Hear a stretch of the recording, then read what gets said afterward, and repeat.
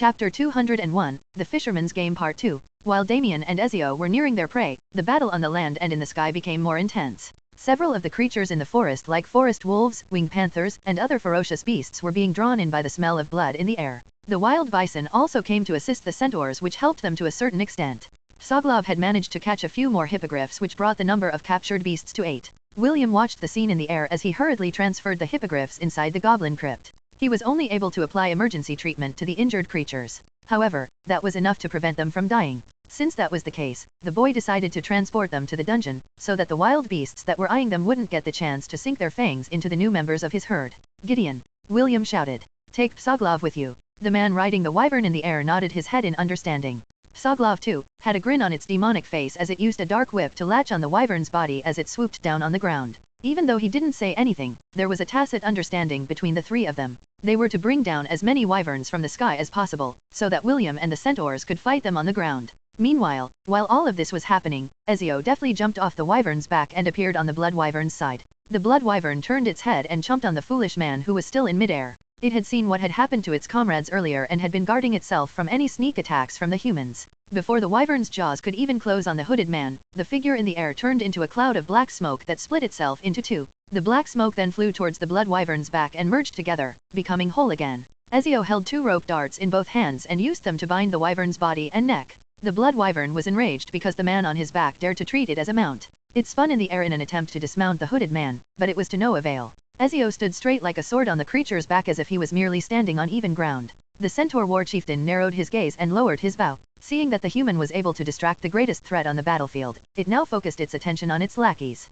The war chieftain knocked an arrow on its bow and aimed at one of the wyverns, terrorizing his people. A few seconds later, an arrow infused with elemental energy streaked across the dark sky and hit the side of the wyvern's body. The wyvern screeched in pain as it flapped its mighty wings to fly back into the sky. Unfortunately, another wyvern, carrying a human and a demonic beast, pressed down on its back and pinned it to the ground. Soglov, its doppelganger, and 2 pairs of spectral hands, immediately went to work and bound the wyvern's wings with its dark whip. William charged towards the fallen beast as he knocked an adamantium arrow on his bow that was coated with the venom of the amphispina. The red-headed boy aimed at the creature's neck and fired. Unlike the steel arrows of the centaur race, the adamantium arrow easily pierced the wyvern's scales and embedded itself deep inside its body. The apex predator of the whimsical forest roared in pain as it flailed its body in order to break free from its bindings. William recalled the arrow from the wyvern's body and used it once again.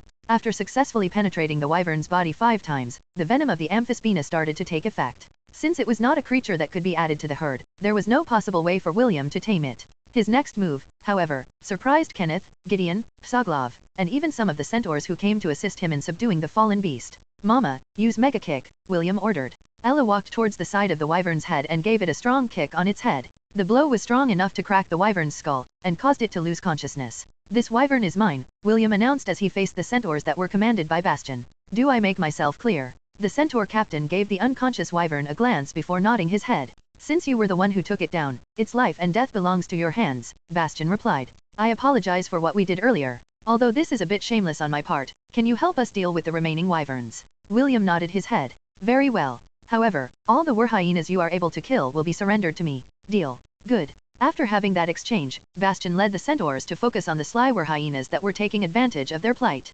William watched the centaurs go as he eyed the remaining wyverns in the sky. Ironically, another wyvern crashed not far away from William's location. Its body was pierced by several arrows that belonged to the centaur war chieftain. It was still alive, but it had lost its ability to fight due to its injuries. William ignored it because he wasn't the one who brought it down. Gideon and Soglov had already returned to the sky to hunt another wyvern. At first, I wanted to kill you, but I've changed my mind, Ezio said as he embedded his short sword in the blood wyvern's neck. You will be more useful as my mount since I always travel around the continent. This was the 9th time that Ezio had stabbed the wyvern since he'd mounted its back. He didn't stab it in a single location. Instead, he stabbed several pressure points that were located on its neck. Ezio was planning to make the creature faint due to blood loss. He didn't need Damien's help to tame the beast, because he had a secret weapon that he could use that was more effective than a slave collar. The reason why Ezio changed his mind was because he was always hunting people. With the help of the blood wyvern, he would be able to locate them easily, even if they escaped. It was a well-known fact that no one could hide from the pursuit of a blood wyvern that had locked them in its sights.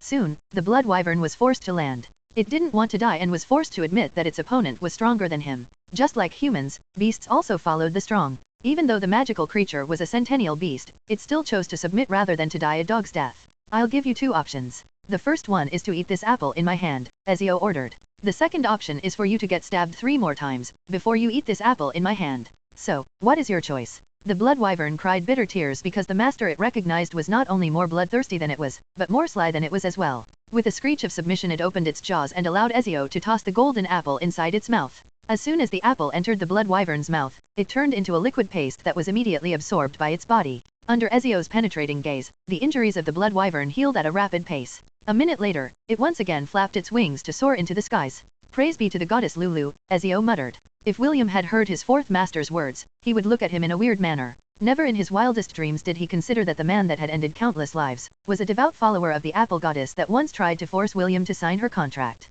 After seeing their leader surrender to the enemy, the remaining wyverns tried to run away, but William begged Ezio to not let a single one of them escape. William's fourth master was about to ignore the boy's shameless request. However, William's single sentence made the hooded man reconsider. Grandfather might need these wyverns in preparation for the upcoming war. With that single sentence, Ezio used the blood wyvern's suppression to make the members of its weir submit. A/N, a weir is a term used to refer to a group of wyverns. William almost laughed out loud when he saw all the wyverns stop resisting. They all landed on the ground and kneeled in front of the blood wyvern who was now a pet of William's fourth master. The wyverns glanced at the pitiful unconscious wyvern that had been kicked in the head and shuddered in fear. They didn't want to suffer the same fate and decided to just obey the human with red hair to avoid getting hurt. Soglov whistled at the great catch. He looked at William with a sinister gaze as if he was looking at a beautiful, naked, woman that was ripe for eating. Can I eat this wyvern that got kicked in the head?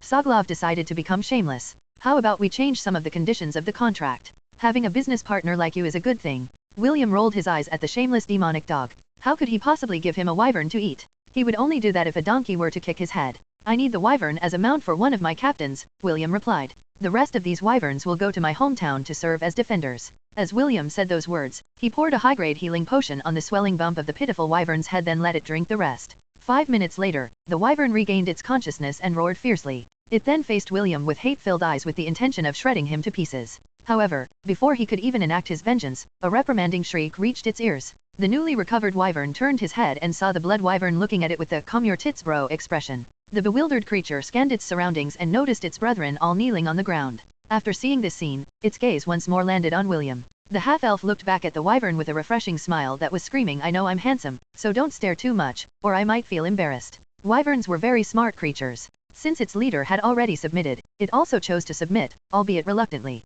How many hippogriffs did we capture all in all? William turned his head to ask the delicate-looking Kenneth who was standing beside him. Check Wbnovel chapters at novelbin.com. Including the ones on our encampment, we have 24 in total, Kenneth replied. William's roommate still had a dumbfounded expression on his face. Although he had witnessed everything that happened from the start, he still couldn't believe it. Once again, his evaluation of the red-headed boy increased by another level. Unbelievable, Kenneth thought. If only the elders of my clan could see this scene, they would definitely change their opinion of William. William didn't know what Kenneth was thinking because he had other things in his mind. He only managed to capture 24 hippogriffs, which meant that he was still 12 shy of his goal. He eyed the hippogriffs that stood beside their alpha that had arrived as reinforcements for the centaurs. They were all looking at the wyverns cautiously. It was then when an idea appeared inside the boy's head. William smiled evilly as he looked at the alpha hippogriff who was standing in front of its herd. When the alpha saw William's smile, its body shivered subconsciously. It had a feeling that the red-headed boy was up to no good. Chapter 202, William's return to Lant.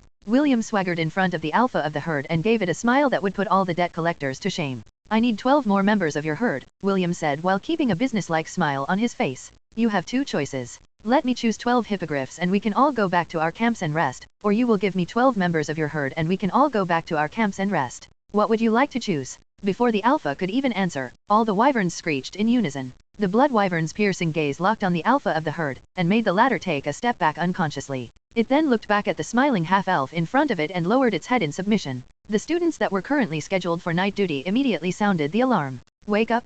Wyverns are approaching us, one of the students shouted in horror. Prepare to defend yourselves. After hearing the alarm, all the members of the Angarian war sovereign, as well as Sid and Aerith, immediately left their tents with their weapons in their hands. All of them had grim expressions on their faces when they saw more than a dozen wyverns headed towards their location. It was led by a wyvern that was slightly bigger than the rest. Although it was dark, the presence it radiated made the bodies of the children unconsciously shudder. We're done for. This was the collective thought of everyone in the camp. Even Dave, who was seated on the back of the griffin, couldn't help but feel that their current situation was very dire. The griffin's body was very tense with its wings spread wide. Its plan was to escape with Dave the moment the wyverns initiated an attack on the camp. There was no way it could fight against that many wyverns alone, especially when the enemies were a level above its rank. Just when everyone thought that they were about to go to the afterlife, the blood wyvern landed at least 200 meters away from their location. The other wyverns also landed a few meters away from the camp, which surprised the teenagers who had resolved themselves to fight to the death. "Calm down, everyone," a familiar voice shouted in the distance.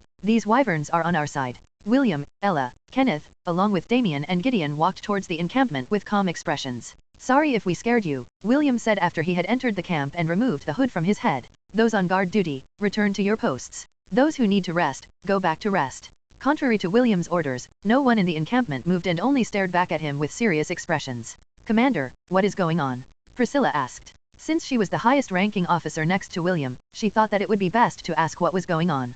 DIs cover new stories at nve/lbin.c/o. "We took a stroll in the forest and met these friendly wyverns," William replied. "After seeing how handsome and awesome I was, they decided to accompany me back to my hometown." Everyone in the encampment, including the wyverns, looked at William in contempt. All of them were thinking of the same thing. "Who will believe your BLLSHT story?" William casually flipped his hair as he stared at the moons in the distance. "I'm so handsome that even wyverns want to become my friends." The members of the Angarian War Sovereign were already used to William's narcissism, so they were able to ignore his words. Sid and Aerith, on the other hand, wanted to ask more questions, but William used his authority to force everyone to go back to their tents to rest. He had no intention of answering anyone's questions and had already decided to head for Lant as soon as the sun rose in the east. What Sid and Aerith didn't know was that William didn't have any intentions of returning to the residence of the Sword Saint with the wyverns. Although the Sword Saint didn't do anything to him, Aramis might change his mind after seeing the wyverns that had submitted to him. In order to prevent any conflicts from arising, the half-elf decided to just leave the southern regions without seeing the Sword Saint for the third time. "Is this really okay?" Aerith asked as she watched the wyverns fly towards the west. In her hand was a handwritten letter that William wanted to be sent back to her teacher. The red-headed boy even insisted that she shouldn't take a peek at it out of curiosity. "Whether it is okay or not, what can we do about it?" Sid answered with his arms crossed over his chest. "That boy sure knows how to eat and run." Henry chuckled when he heard Sid's apt description of William. Indeed, the boy was like a bandit who ate in a restaurant and ran away without paying. "My liege, your nemesis grandson didn't fall far from the tree," Henry thought as the wyverns disappeared from sight. "Amazing," one of the students exclaimed. "So, this is what it feels like to ride a wyvern. Don't get too excited or you might fall off," one of his friends nagged at him for acting like a country bumpkin. However, everyone could tell that he, too, was feeling just as excited as his friend. 14 wyverns, including the blood wyvern, flew towards the west in a V formation. The blood wyvern was in the lead of the formation and kept everyone in line. On its back, there was a lone figure, wearing a hooded robe, who stood straight like a sword. William told everyone that the man riding the blood wyvern was a hermit that lived inside the whimsical forest, and the master of the wear of wyverns. Dave, who was riding the griffin, was accompanied by William, Ella, Dia, and Ragnar. All the hippogriffs that William had tamed and had volunteered to come with him were currently inside the goblin crypt. Since the majority of them were injured, they were not fit for travel. The shepherd decided to return to Lant as fast as possible because they were on a tight schedule. Simon, the dean of the academy, had explicitly told William to return on the 18th of the month of the chariot. This was when the knighting ceremony would take place within the academy. The king would personally be there to award and officially recognize William's knight order in front of all the nobility of the Hellan kingdom. Naturally, all the staff and the students of the academy would be there to witness as well. It was a very important event and William had to hurry if he wanted to meet the deadline given to him.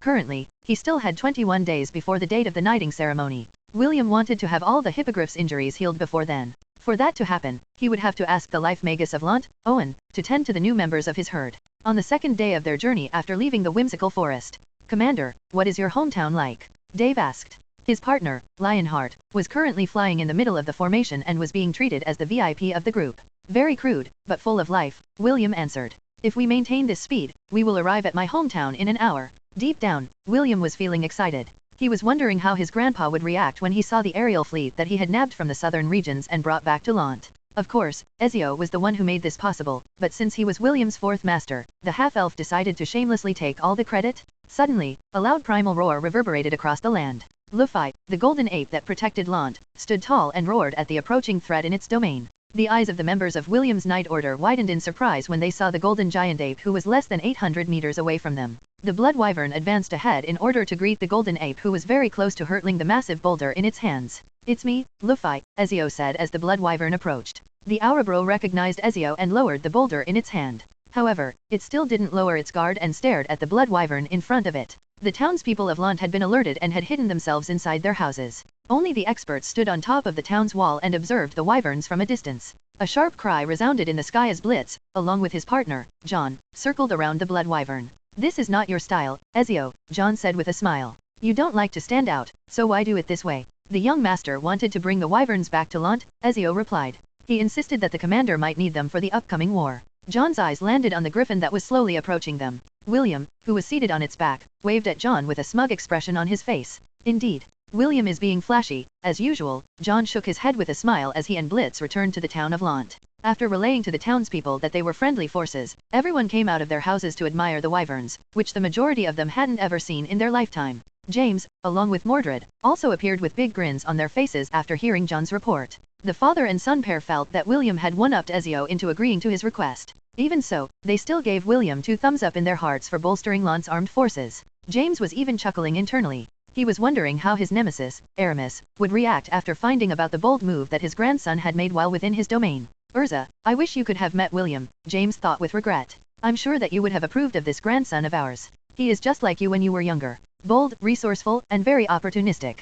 James sighed as the wyverns landed near the entrance of Lant. William had returned unannounced and brought with him the members of his new knight order. Son, make sure to give William's friends the best accommodation, James ordered. Yes, father, Mordred replied. I will make sure that William will not be embarrassed because of our hospitality. The two once again eyed the wyverns in the distance and the red-headed boy that was waving in their direction. Both of them knew that although William was very mischievous, he had the safety and prosperity of Lant in his heart. Chapter 203, Conrad's Greatest Dream. James couldn't stop himself from smiling after hearing Ezio's report. He was very proud of William's accomplishment of beating Aramis' disciple. Too bad he wasn't there to witness it firsthand. If he was there, he might have not been able to stop himself from gloating and irking his love rival until the two of them came to blows with each other. Still, my grandson is really a magnet for pretty girls, James said with a smile. That young lady Priscilla is not half bad. I think the young master only sees her as a subordinate, Ezio replied. He didn't show anything unusual when dealing with her. Everything is quite formal. James rubbed his chin as he pondered something inside his mind.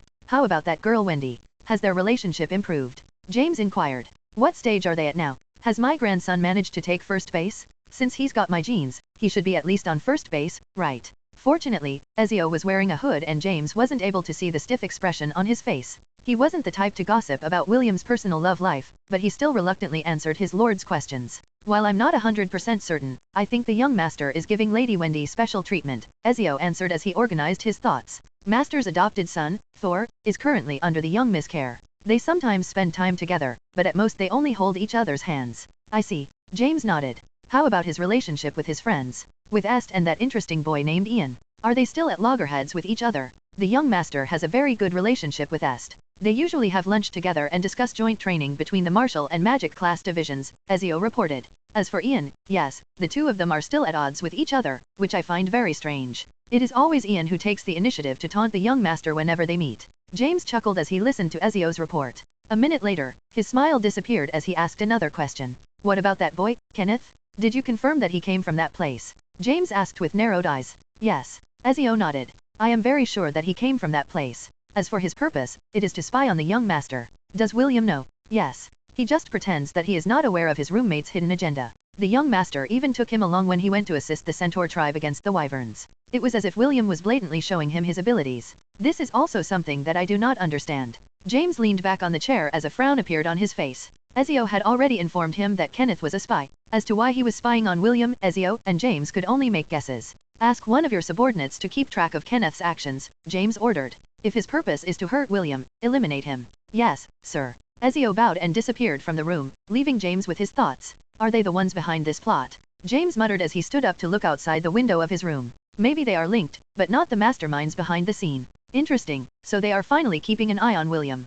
A tinge of killing intent briefly flashed inside James' eyes before disappearing completely. He had endured for the past few years and remained low-key. However, if anyone dared to make a move on his family members, he would definitely not turn a blind eye and eradicate the source of the problem without any shred of mercy. What a haul! Owen playfully played with his beard as he looked at the injured hippogriffs that were currently outside Celine's residence. Can they regrow their limbs and wings? William asked. They can regrow their wings. As for their limbs, Owen lightly touched one of the hippogriffs that had lost its hind legs. We will need to ask a favor from someone else. However, that person will definitely charge you a high price for his services. I don't mind about the price, but do we have other life mages in Lant aside from you? William asked. The reason why he brought the injured hippogriffs back to Lant was due to the fact that Owen was a powerful life magus. He hoped that the old man would be able to restore the creatures back to their peak condition to be able to soar in the skies once again. Who said that only life mages and clerics are good at healing? Owen smiled. You already know him, William. In fact, you know him very well. DIs cover new Tories at nve/lbin.c/o.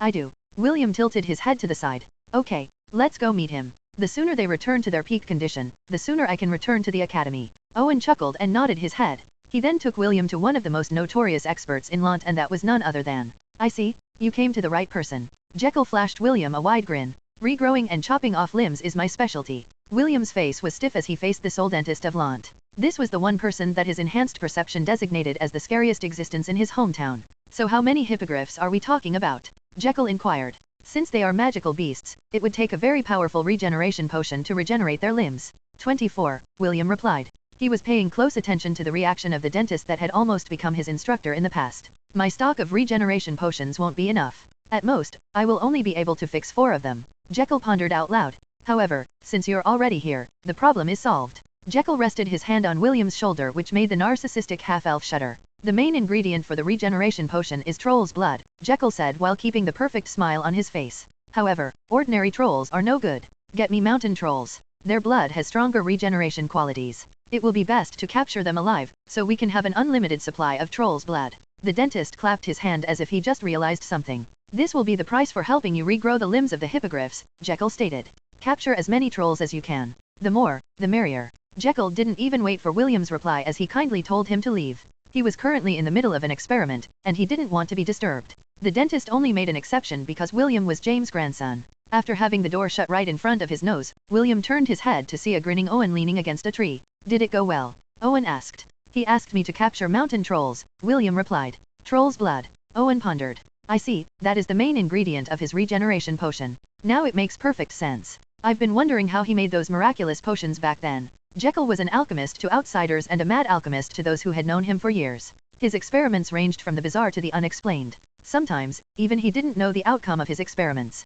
Even so, Jekyll had earned his place as one of the most feared individuals in Lant. A dentist by day, and a mad alchemist by night. He was a person that was feared by both children and adults alike. William and Owen parted ways because the life magus still had to make his rounds around town and cure the ailments of the citizens. William, on the other hand, went to find his subordinates. He decided to use the opportunity to hunt mountain trolls and train his knights at the same time. However, before they officially set out on their hunting expedition, he needed to do something first. The red-headed boy knew that just by using their strength, it would be impossible for them to catch a mountain troll in the wild. He had fought one in the past, and knew how formidable it was. Because of the level of difficulty, he decided to look for Conrad in order to raise their chances of success. Conrad, I have something very important to tell you. Follow me, William ordered. Conrad nodded his head and followed his commander towards the east side of Lant where the wyverns were stationed. After seeing William's incredible feats, Conrad's admiration of him had grown by leaps and bounds. Although it wasn't as fanatical as Dave's worship for the half-elf, his feelings weren't too far off. If possible, he also wanted to remain as William's subordinate in order to raise his position within the Knight Order. After arriving at the temporary wyvern's nest, William faced the wyvern that Ella had kicked in the head inside the whimsical forest. The wyvern eyed William with an unresigned expression. Although it was reluctant to become a mount, it had no choice in the matter. Their leader had already submitted to a human. If he were to rebel, the blood wyvern would show no mercy and eat him. With the threat of death looming over its head, the wyvern decided to unwillingly accept its fate. From now on, this wyvern will be your partner, William said. However, whether you are able to tame him is up to your ability. Conrad eyed the wyvern with a burning gaze. He had always wanted to become a dragon knight, and wyverns were also considered dragons among the nobility. Hunting a pure-blooded dragon was very hard. Also, they were very similar to the Pegasus who would fight tooth and nail with those who dared to use them as a mount. They were very prideful creatures and they would rather die than have someone ride on their back. This was why wyverns became the next best thing. Although they were prideful creatures, they would not go as far to commit suicide like the dragons if someone were to ride on their backs and trample on their dignity. Those who were able to tame and ride wyverns were called dragon knights, and that was Conrad's greatest dream. To become a dragon knight and show everyone that had ridiculed him in the past that he was not some helpless boy that couldn't do anything without his family's backing. Go, try, and mount him, William ordered as he crossed his arms over his chest. Conrad smiled and tried to mount the wyvern's back, but the wyvern pushed him away. The beast didn't hurt him, but merely prevented him from climbing on its back. The teenage boy tried again, but the wyvern rejected his advances. William watched this scene with a calm expression. However, deep inside, he was laughing very hard. Before he went to find Conrad, he had already talked to the wyvern and gave it an order. Unless he gave the signal, he would reject Conrad's attempt to mount him. Although this was a very shameless move on William's part, he still did it. Why? because he knew that Conrad was desperate for power. He had already seen how ambitious the boy was.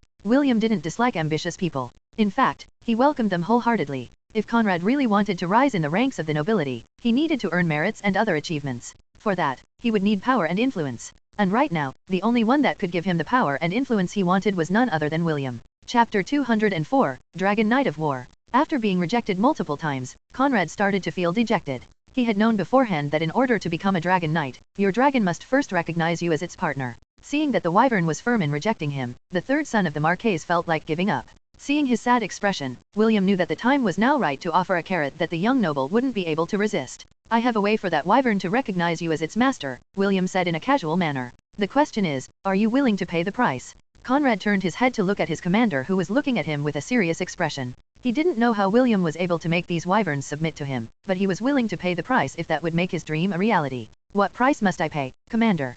Conrad asked. Do you want me to become your servant? Your slave? William shook his head. I don't need a slave, what I need is a knight. Conrad Kent Carleton, are you willing to become my knight? Sir, I am already your knight as a member of your knight order, Conrad answered. Is there a difference between being a knight of your order and being your knight? Of course there is a difference, William replied. Although everyone who joins the Angarian war sovereign will become a part of our knight order, what I am referring to are my true knights. Right now, I only have one true knight in the order, and that is none other than Dave. Conrad thought back on the changes that he had felt when he saw Dave return with William that day. The newfound confidence and charisma that Dave radiated was very different from when he was still serving as Conrad's subordinate. Although he was still the same chubby boy that he knew, he had changed, and Conrad had to admit that the change was for the better. Conrad also remembered the words that Dave had told him in passing. But, I hope the day will come when you will become Sir William's strength, Dave said with a serious expression. I look forward to that day. I see, so this is what you meant when you said those words to me, Dave? Conrad thought as he looked at the red-headed boy in front of him. As the son of a noble, Conrad was a prideful person. He would not allow himself to serve someone whose rank was lower than his. If others were to offer him the opportunity to serve under them, even if it was a duke, he still might have refused. However, William was different. In his mind, the half-elf was just a shepherd who had miraculously won the title of the head prefect of the martial class division, a shepherd who had led the charge against the dungeon outbreak and turned the tide of battle, a shepherd who had beaten the disciple of the sword saint in one-on-one combat. Conrad felt his blood burn inside his body. He wanted to be able to accomplish the same feats that William had. He wanted to become someone like him who could stand above the rest, regardless of his poor background. The boy with reddish-brown hair and hazel eyes knelt on the ground on one knee. He pressed his closed fist over his chest as he bowed his head in order to show respect to his commander. William stepped forward and summoned r18 from his storage ring. He lowered the lance and lightly tapped Conrad's left shoulder. In the name of the god of all trades, Gavin, and the goddess of knights, Astrid, I gave you the right to bear arms and the power to meet justice, William said with a righteous tone. May you protect the innocent and use your strength to uphold the honor of your sovereign and people.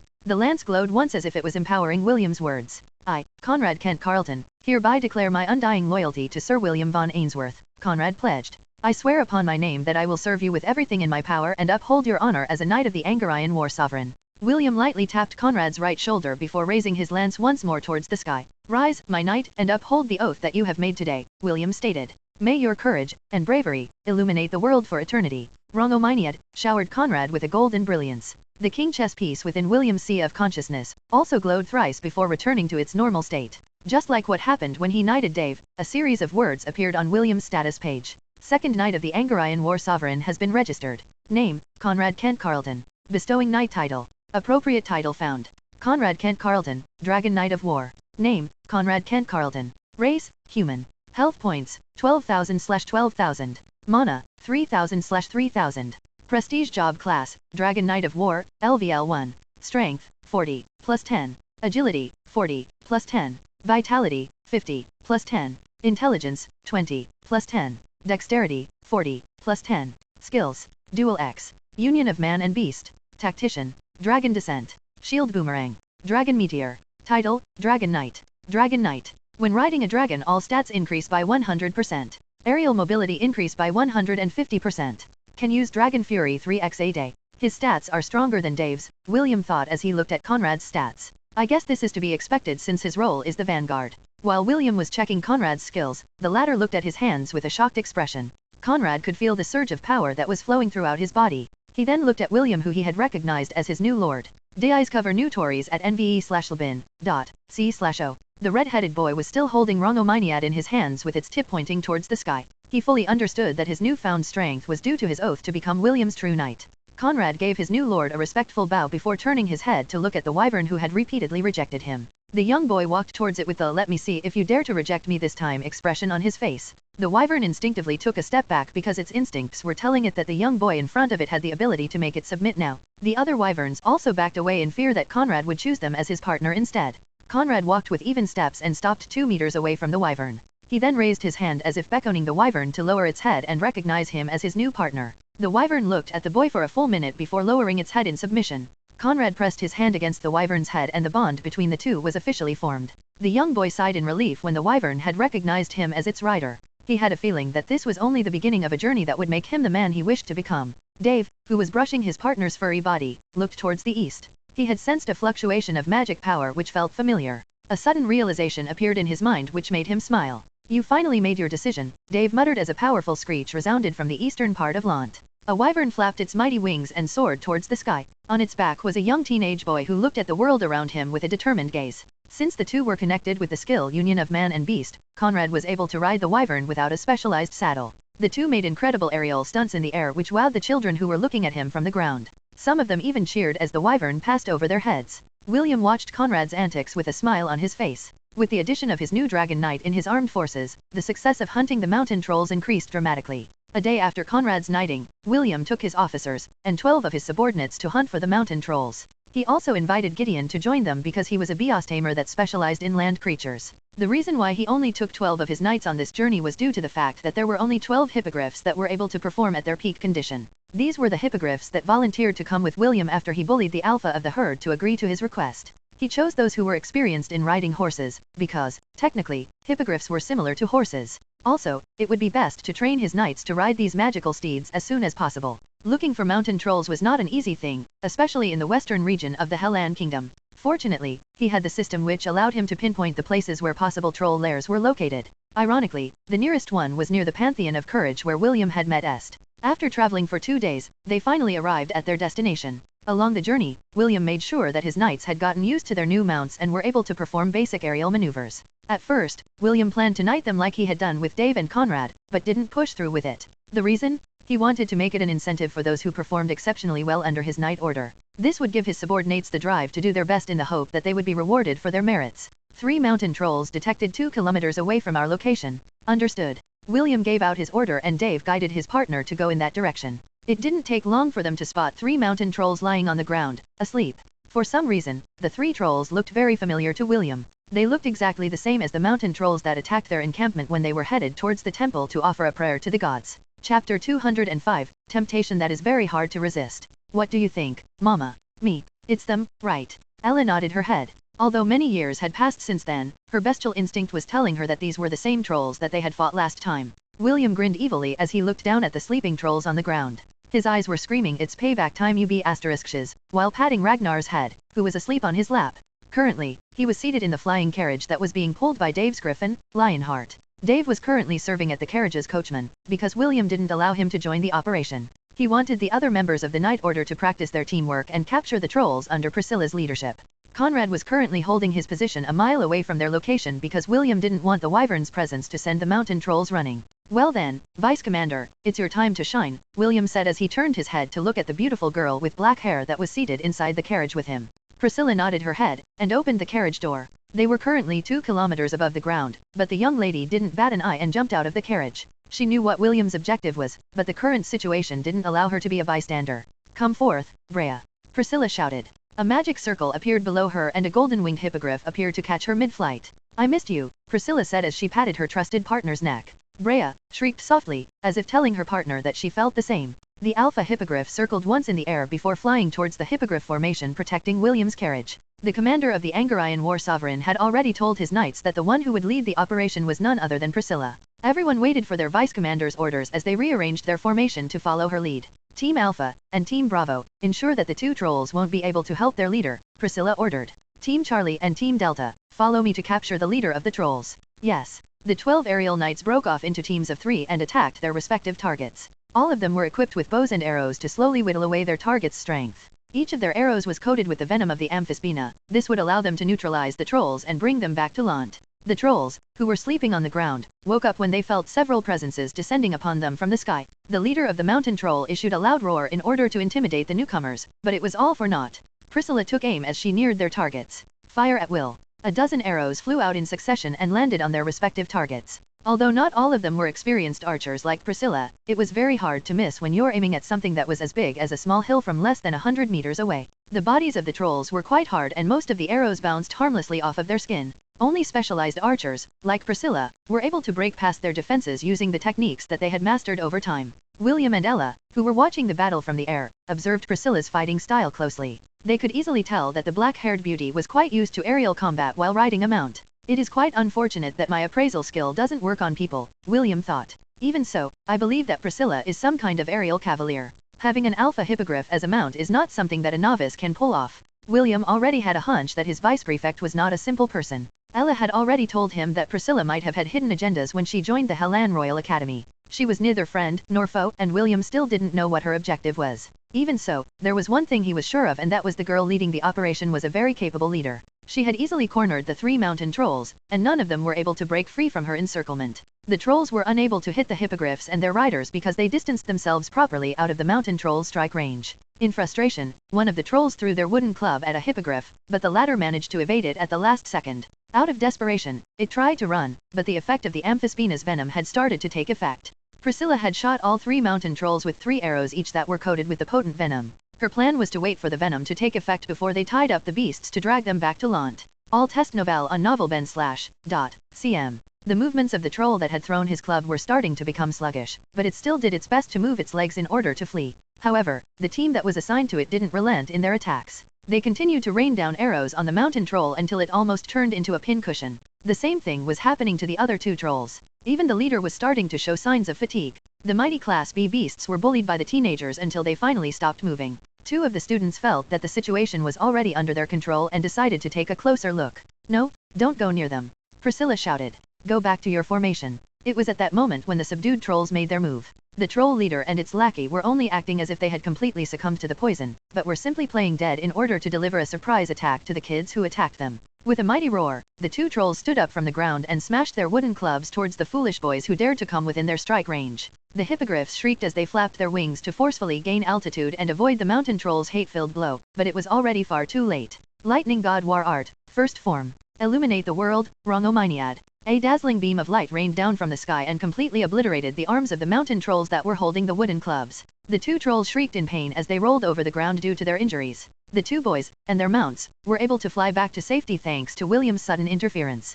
Priscilla turned her head towards the flying carriage that was slowly descending towards the ground. Standing on top of it was William holding an imposing justing lance that shone with a golden brilliance. Thomas, Ryan, the 2 of you will be given disciplinary punishments later, William said with a serious expression. Do that again and I will expel you from my knight order. Do I make myself clear? Yes, sir. The 2 boys lowered their heads in shame. Both of them regretted their actions. They only did it in order to show off to their friends, but they didn't expect that the trolls were only playing possum. A minute later, a strong presence descended from the sky. Conrad commanded the wyvern to land on the ground beside William's carriage. The 3 trolls immediately behaved when the powerful beast glared at them. Although they had strong regeneration abilities, they didn't want to face off against a wyvern that could release a dragon's breath and turn them into charcoal. Surprisingly, they were able to resist the venom of the amphispina, Gideon commented. Mountain trolls are indeed resistant to most poisons. Young master, should I take care of them? Yes. William nodded. We don't want to have any more accidents along the way. Gideon smiled and went to deal with the 3 trolls who were shaking in fear.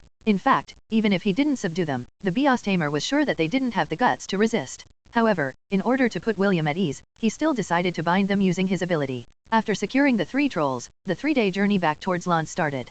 Jekyll was very happy to receive 3, very healthy, specimens for his experiments. If the trolls had been scared of the wyvern, they were now scared *+ because their instincts were telling them that the smiling man in front of them was stronger than a pure-blooded dragon. They even started bawling their eyes out when the dentist started to pat their bodies one by one to check if they had any abnormalities. William had left the scene right after he had delivered the poor mountain trolls to their new owner. He didn't want to see what method Jekyll would use in order to draw the blood from their bodies. The very next day, Jekyll personally delivered 36 regeneration potions to William. He stayed to watch the hippogriffs regrow their limbs, because he wasn't sure if the dosage was enough for magic beasts. Fortunately, it worked perfectly and all the hippogriffs finally gained a new lease on life. Half a day later, he gathered all the members of the Angarayan War Sovereign and awarded the members 1 hippogriff each. The commoners among the group were smiling from ear to ear because they couldn't believe that they were about to become aerial knights. "We don't have much time left before we return to the capital," William announced. "I'm giving all of you exactly 1 week to learn the basics on how to properly ride your new partners. Then we will return to the academy for the official ceremony of our knight order."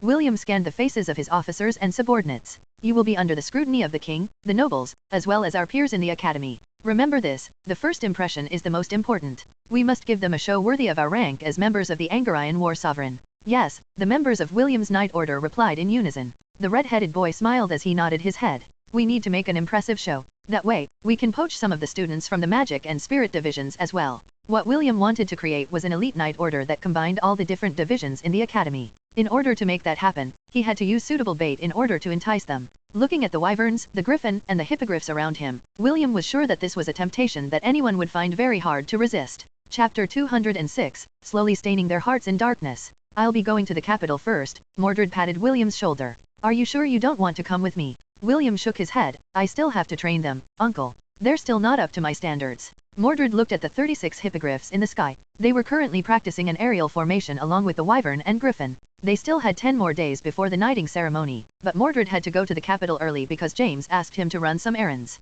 He would also be there to witness the king officially award William his commander post because all the nobles were required to attend the ceremony. This was the king's way of letting everyone know about the birth of the new knight order and give them the chance to see William. This way, they would recognize him when he visited their domains during official missions. "Don't worry, uncle," William replied. "We will be there for the ceremony. Tell big brother Matthew and big sister Leah that I'm fine and they shouldn't worry about me." "All right." Mordred nodded. "I'll see you at the capital. Have a safe journey, uncle." "You, too." Inside the Hellan Royal Academy. A new knight order. Carter raised an eyebrow. "And the leader is a first year from the Martial Division class." "Yes, Professor," a pretty young lady with brown hair replied with a smile. 10 days from now, a knighting ceremony will be held here in the academy. The king will be present as well. According to the rumors, the leader of the knight order is the current head prefect of the first-year martial class, the pretty young lady's best friend commented. "His name is William von Ainsworth and he's a half-elf." "Interesting."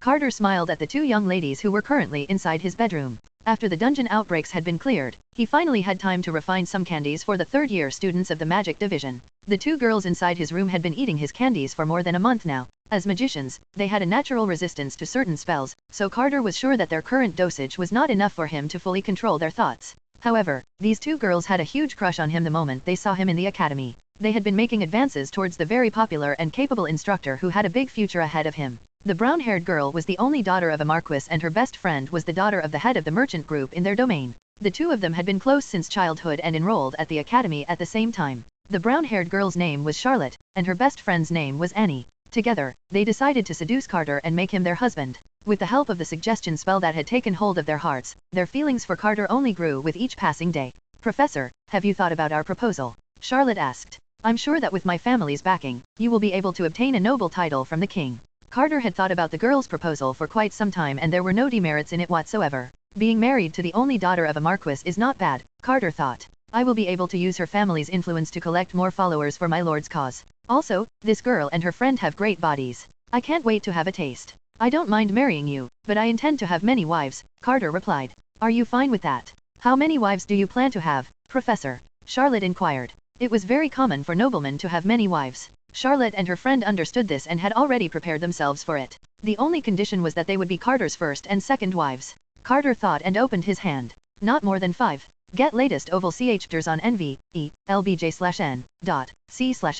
Charlotte and Annie exchanged a glance before nodding their heads. "I agree with your condition, Professor," Charlotte said with a longing expression. "If you like, we can even help you convince the girls you chose to be your other wives. All I ask is that you give us special treatment." Carter caressed the side of Charlotte's pretty face and marveled at its smoothness. "What kind of special treatment do you want from me?" Emboldened by Carter's question, Charlotte decided to take a chance and moved closer. She then gave a light peck on Carter's lips before her whole face became beet red from embarrassment. Such an innocent girl, Carter laughed internally. "I will take my time to corrupt her innocence and make her my loyal slave."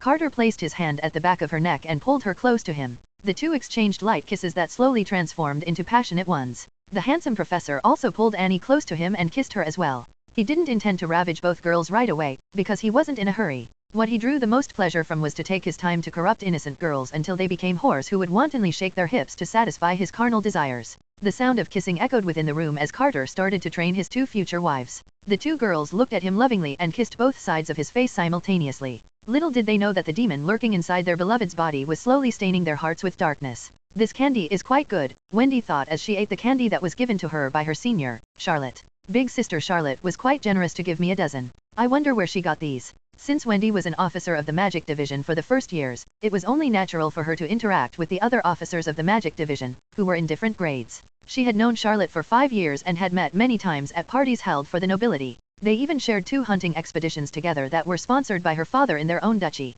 As she was eating the candy, she felt a fleeting sensation pass through her body. Wendy didn't give it much thought because she only felt it for a brief moment. Her body had quickly returned to normal, so she figured that she might have just imagined the feeling. Thor, do you like candies? Wendy asked the puppy in her lap.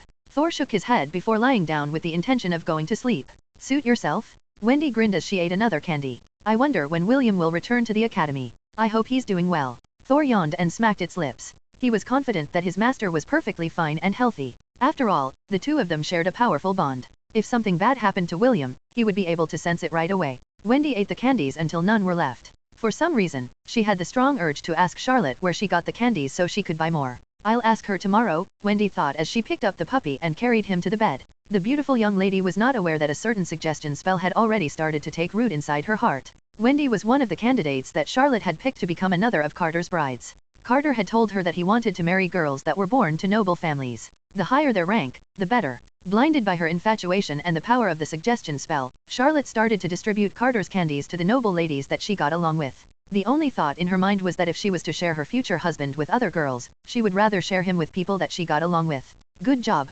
William said as he watched the performance of his aerial knights. All of you take a 15-minute break. We will resume the training afterward. 8 days remained before the knighting ceremony in the Hellan Royal Academy. All the members of the Angarian War Sovereign had become more proficient in controlling their mounts. Of course, the main reason why they performed well was because the hippogriffs were not resisting their orders. There were even times when the magical beasts improvised by themselves in order to keep the formation steady. Commander, I have never seen these formations before, Conrad said as he stood beside William. Even the Griffin Brigade of our kingdom has never done anything remotely similar to what we've been doing. William had a smug smile on his face as he listened to Conrad's words. He wanted to brag, but he didn't know how to properly word it. After all, how could he possibly tell his Dragon Knight that the knowledge he was sharing with them came from another world? In the end, he decided to play it safe and just patted Conrad's shoulder. Actually, I saw these formations in my dream. I thought that they looked cool and wanted to implement them in reality. William was about to say more when his good friend, Theo, came to find him. William, Mr. Barbados is looking for you, Theo said as he panted for breath. He said that the thing you asked for has been completed. He told me to come and find you so that you can check to see if it still needs some adjustments. Thank you, William patted his friend's shoulder. I'll give you 2 slices of apple pie later. Do you think I'm still a kid that you can bribe with apple pies? You don't want it. I want 3 slices. William chuckled as he shook his head helplessly. He always liked to talk to theology. Talking to the chubby boy, who was a year older than him, reminded William of his younger years. Years when he was still innocent and unaware of the darkness that had long been hiding inside people's hearts. Chapter 207, the star of the show has arrived. The various noble families from all over the Hellan kingdom, as well as those who held considerable influence, all gathered within the Royal Academy. Today was the day when the king of the kingdom, No Ernest VI Hellan, would officially recognize the birth of a new knight order. Currently, there was only one knight order in the Hellan kingdom, and that was the Knight Order of Gladiolus. The members of this order were given special treatment by the nobles as well as the other important people in the kingdom. Their commander, Andreas Valentine, was hailed as one of the pillars that supported the king's rule and ensured that laws and orders were followed without fail. Now that a new knight order was about to be founded, many nobles were wondering why the king had made such a move. Of course, there were speculations, but none of them dared to ask the king publicly or in private. After all, Noah was known for being a firm ruler, and once he had decided upon something, he wouldn't take it back. The sun was about to reach its zenith and the time for the official knighting ceremony was near. However, the one who would be granted the prestigious title was nowhere to be seen. This irritated some of the nobles who had traveled a long distance just to participate in the event that was organized by the Royal Academy. I dare say it was a mistake to appoint a lowly country bumpkin to be the head of a knight order, an earl said in disdain. Just who does he think he is for making the king and all of us wait here for his arrival? That's right, a baron supported. Just because his family has earned him a few achievements, he dares to act like he's a big shot? Such arrogance. Why don't we ask the Honorable Viscount Ainsworth why his nephew is still not here? A marquis asked to join in the fun. Since both of them came from the same hometown, he should be aware of the boy's current status. Yes. Yes? Speak up, Lord Ainsworth. Where is this nephew of yours who is supposed to be the commander of this new knight order? Don't tell me he chickened out? Well, that is to be expected of someone who tends to sheep and goats. The sneers, jeers, and laughter filled with contempt started to spread within the area where the nobles were seated. Naturally, Noah, the king of the Helland kingdom, heard it all, but he made no move to help Mordred. Deep inside, he was wondering why the boy Est had praised over the high heavens was still not around. Although there were still 15 minutes before the appointed time, his behavior was not satisfactory. Andreas, who was seated on the king's left side, had a smile on his lips. He had heard about the boy from the king and wondered what kind of individual he was. Unlike the nobles, the commander of the Knight Order of Gladiolus was looking forward to William's appearance. In his mind, anyone who could make the king wait for him was someone worth befriending. While Mordred was being taunted by his peers, the students of the first-year martial class division were feeling anxious. New N0vel chapters are published on N0V/E/LBIN/co/M. Everyone in the academy knew that William was their head prefect, and was looking forward to his arrival. However, as the hours passed, no signs of the heroic first year could be seen. The upperclassmen of the martial, magic, and spirit divisions were looking at the anxious first years with various expressions. Some of them felt contempt, ridicule, and disdain. Some felt interest and amusement. Only a small minority, mainly the first years of the magic and spirit divisions, sympathized with the martial class division. They had come to admire William after his inspiring performance during the dungeon outbreak, and some of them even treated him as their target to overcome and an idol to idolize. Only these students felt genuine concern for William's absence. Est, Ian, Isaac, and Wendy, in particular, were feeling more anxious than most. Ian had even cursed William internally for the umpteenth time for being an idiot. The sun had risen to its zenith and only 2 minutes remained from the allotted time. Mordred, who was seated in the nobles' area, raised his hand to stop the nobles from speaking. He had a smug look on his face, as he turned his head to look at the people around him. "Calm your tits, everyone," Mordred said with a smile. "The star of the show has arrived." As if waiting for his words, a loud screech reverberated in the air as several dark figures appeared over the horizon. Conrad, William's dragon knight, grinned as he ordered his partner to dive. Right behind him was a platoon of hippogriffs flying in a V formation with him as the lead. In the center of their formation, was a flying carriage pulled by a griffin. The carriage was coated in gold and shone brilliantly under the light of the sun. The nobles who watched the scene gasped in shock because the wyvern's speed didn't decrease. In fact, it had even increased as it glided near the ground. The hippogriffs flying on its left and right side had done the same thing with the golden carriage at their center. When they neared the area where the nobles were located, the wyvern made a right turn with only a few meters away from the seat of the nearest noble. The gust of wind created by the sudden turn, and the whirring sounds that followed not long after, made the nobles seated at the very front almost pee in their pants. Suddenly, the sound of cheering was heard, and it came from the first years of the martial class division. The aerial knights circled around the venue once before separating into 4 groups. These 4 groups made crisscrossing aerial maneuvers that made Andreas raise his brow. Ironically, the leader of the Griffin Brigade of the Helland Kingdom was also there. He watched as the first years performed an air show that even he and the members of his brigade were unable to perform. The first years of the magic and spirit divisions joined in the cheering, and some of them even called out William's name. Suddenly, trails of colorful smoke appeared behind the aerial knights as they zigzagged across the sky to continue their performance. This was the first time that the citizens of the Helland Kingdom had seen this kind of thing. Even Noah found himself transfixed by the exhibition that was happening in the skies. The interchanging smoke trails of white, blue, and red created various shapes that mesmerized those who viewed them from the ground. In the end, 3 giant hearts of different colors appeared in the sky above the academy. At the center of the heart, a trail of blazing fire made by the wyvern's dragon breath created a flaming bridge headed towards the ground. Right at that moment, the griffin, pulling the golden carriage, trailed over the bridge and flew towards the place where the king and his important ministers sat. The griffin landed smoothly on the ground, where it was showered by cheers from the students, and also a few members of the nobility. Even those that had taunted Mordred earlier found it hard not to be impressed by the performance that they just saw. The griffin made a right turn when it neared the king's makeshift throne and stopped. The doors of the carriage had a unique design on them that was similar to an Angarian war ibex, with its front legs raised high and head facing the sky. It was the insignia of the Angarian war sovereign, and it was now making a debut in front of everyone. Dave jumped down from the coachman's seat and respectfully opened the door closest to the king.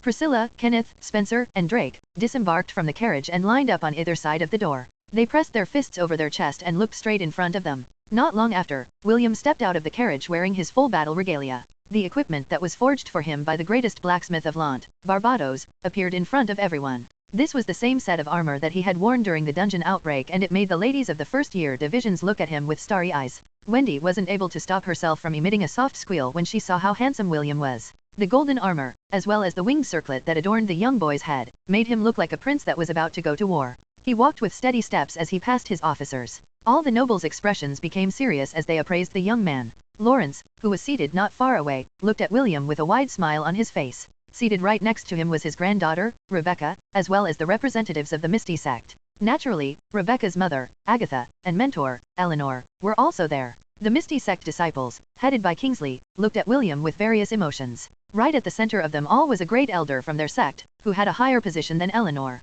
The old lady gazed at William with a calm expression. She knew who he was, because Eleanor had mentioned his name many times in the past. Her reason for coming today was to give the king some face, as well as to see this fiancé of one of the prodigies of their sect. She was already aware of the 7-year dual agreement and, to be honest, she didn't care much about it. For her, Rebecca was one of the core disciples of the Misty sect and no ordinary man was suitable to become her partner. When William arrived in front of Noah, he bent his knee like a knight and saluted his sovereign. "Long live His Majesty, King Noah Ernest 6 Hellan," William shouted.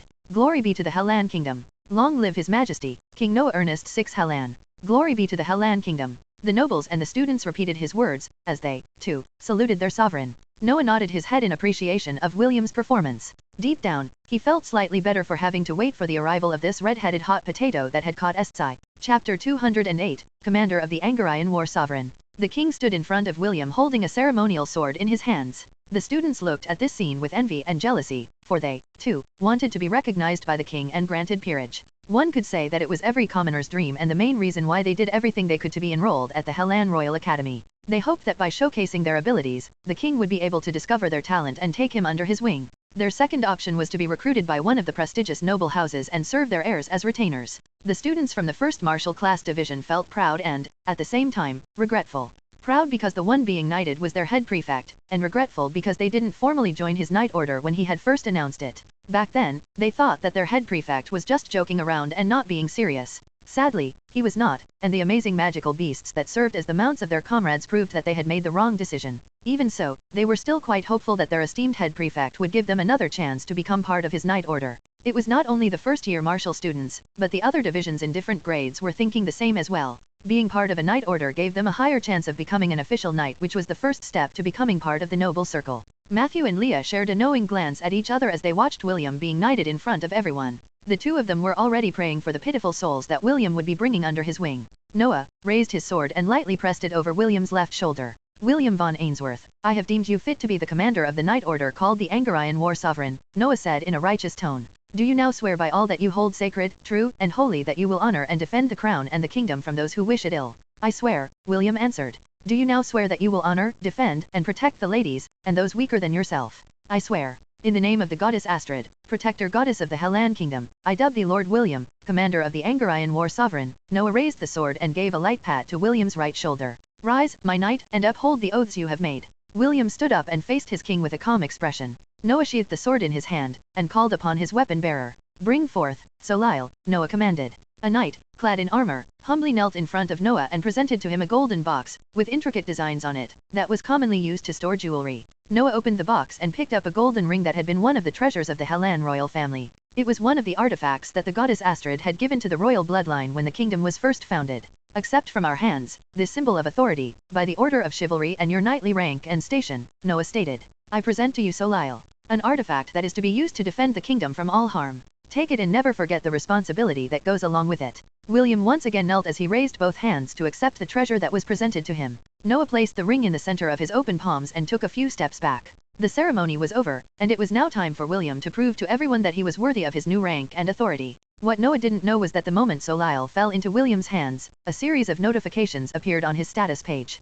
Ding! Mythical weapon Solile acquired. Would you like to acquire the Sun Knight job class? Yes/no. William forcefully fought the urge to read the information of the mythical weapon and his new job class. Now was not the right time to do that because he was being watched by many people. After receiving the ring, he gave Noah a respectful bow before wearing it on his right ring finger. A soothing warmth spread throughout his entire body after he put the ring on. William did his best to prevent himself from making a sound of pleasure as the comfortable sensation washed over him. Perhaps due to the ring's power, William's body seemed to glow radiantly, which made his image more majestic. Noah and the rest of the nobles were about to go to the main hall of the academy to rest, when a ridiculing statement stopped him in his tracks. "I can't believe the peasant who lost to me 4 years ago is now the head of a knight order," Kingsley spat in disdain. "If a loser like him can become a knight commander, then doesn't that mean that the title he holds is garbage?" "Kingsley, mind your manners," Eleanor reprimanded. However, her face carried a tinge of ridicule and contempt as she looked at William. "Forgive our disciple, he is just a very straightforward person. I hope Lord William will not mind his words." Contrary to everyone's expectations, William did the unthinkable.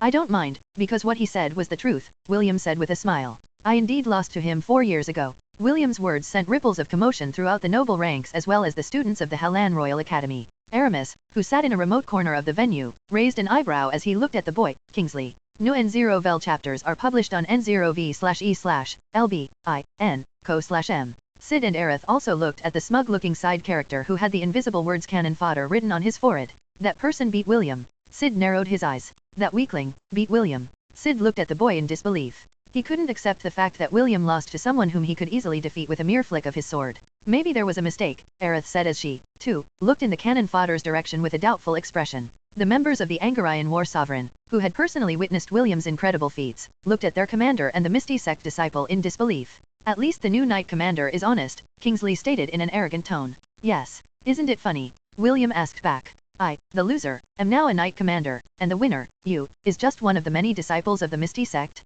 It seems that the Misty Sect is a very poor and pitiful sect. They can't even see talent in order to give it the accolade it deserves. William's smile widened as he taunted the boy who had played a dirty trick in their duel many years ago. It seems that the Knight Commanders of the Hellan Kingdom lack class, the old woman, who was also the great elder of the Misty Sect, commented. For you to speak such words against one of our disciples, who has won against you in a duel, sounds rather pitiful, doesn't it? What's the matter? Did it hurt your pride when everyone here became aware that you lost to one of the many disciples of the Misty Sect? Instead of getting angry, William only gave the old hag a haughty sidelong glance before looking back at Noah. Your Majesty, what is the crime for besmirching the honor of a member of the Knight Order? William asked. Noah looked at William with a serious expression before giving his reply. 50 whips and a fine of 1,000 gold coins. Then what if that person is a noble? William inquired with an evil smile that screamed of murder. Noah's gaze narrowed as he answered William's question. Any noble who dares to besmirch the honor of the commander of a Knight Order will be stripped of their title and their properties confiscated by the kingdom. Right. William nodded his head. The red-headed boy then faced the current Duke of the Road family and grinned evilly. Did you hear that, mighty Duke of Road? Because of your son's stupidity and arrogance, your noble title will be stripped from your generation. My condolences. Draven Rhodes, the current Duke of Road, looked back at William with a dumbfounded expression. Earlier, he was feeling smug because his son had beaten the new Knight Commander and announced it to everyone. However, he didn't expect that this petty act would cause him to lose his title. Andreas, who was seated on the left side of the king, laughed out loud. I see, the son of a duke dares to ridicule the head of a Knight Order? Andreas, am very curious. Just where does this brat get his confidence from? Does he think that a puny little branch sect can save his life? Andreas grinned evilly as if he was already looking at a dead person. The nobles seated behind him unconsciously shuddered because they remembered a scene that had happened a few years ago. There was once a Marquess that had ridiculed Andreas when he had just taken the position as head of the Knight Order of Gladiolus. On that same day, the entire family of the Marquess were captured and beheaded by the Knight Order and their territories seized by them. Currently, Andreas' rank was that of a Marquess and the properties he had right now belonged to the same Marquess that had slighted him. Draven couldn't allow such a thing to happen to his own family. So what if his son was a disciple of the Misty Sect? Their main branch was in the central continent. How could they possibly interfere in the affairs of the Hellan Kingdom? Chapter 209, Tragic End. You unfilial son? Apologize to Lord William right now. Draven roared in anger. The Duke of Rode charged towards the boy and forcefully made him kneel in front of William. Apologize. Duke Rode grabbed his son's head and pushed it down on the ground. No, I will not apologize. Kingsley tried to fight back. Why should I apologize to a loser? What? He became angry because I said that he lost to me? Is that it? How petty? Is this what the Knight Orders do? Eliminate those who defeat them in a fair duel. Full 0W current novels on n/o/v/3l/b in.co/m. The old hag from the Misty Sect narrowed her eyes as he looked at the king of the Hellan Kingdom. Your Majesty, are you sure you want to do this? Do you want to be on the blacklist of the Misty Sect? Noah smiled as he looked calmly at the great elder of the Misty Sect who was glaring at him. Misty Sect. The corner of Noah's lips curled up in ridicule. Your sect has no power here. Did you forget? I merely allowed your sect to build a branch sect in my lands because you promised to abide by the laws of my kingdom. Right now, a disciple of your sect has broken the rules of my kingdom. No, Lady Miriam. I am not afraid of your Misty Sect. If you don't like my rules, then you can take all of your disciples and scram. Lady Miriam gripped her staff in anger as tendrils of magic power condensed inside her body. However, before she could even do anything, she felt a very powerful killing intent that was as sharp as a blade pressing over her heart. Her instinct was telling her that if she continued what she was about to do, she would die before she could complete her spell. Miriam slowly dispelled the power she had gathered and sighed. She looked at the boy, Kingsley, whose head was being forcefully pressed to the ground by his own father. As the great elder of the Misty Sect, being unable to protect one of her disciples was a slap to her face. If not for the killing intent that had threatened her life, she might have raised a ruckus in order to tell everyone in the Hellan Kingdom that the Misty Sect cannot be humiliated. Unfortunately, she didn't have the ability to make that plan a reality. After thinking for a while, Miriam thought of a plan that could at least save their sect's face from the current situation. I have a proposal, Miriam said. Since this incident is due to my disciples' arrogance, why don't we settle their grievances in a fair duel? All of us will stand here as witness that after this duel, both parties will put down the ill will they have for each other. How does that sound?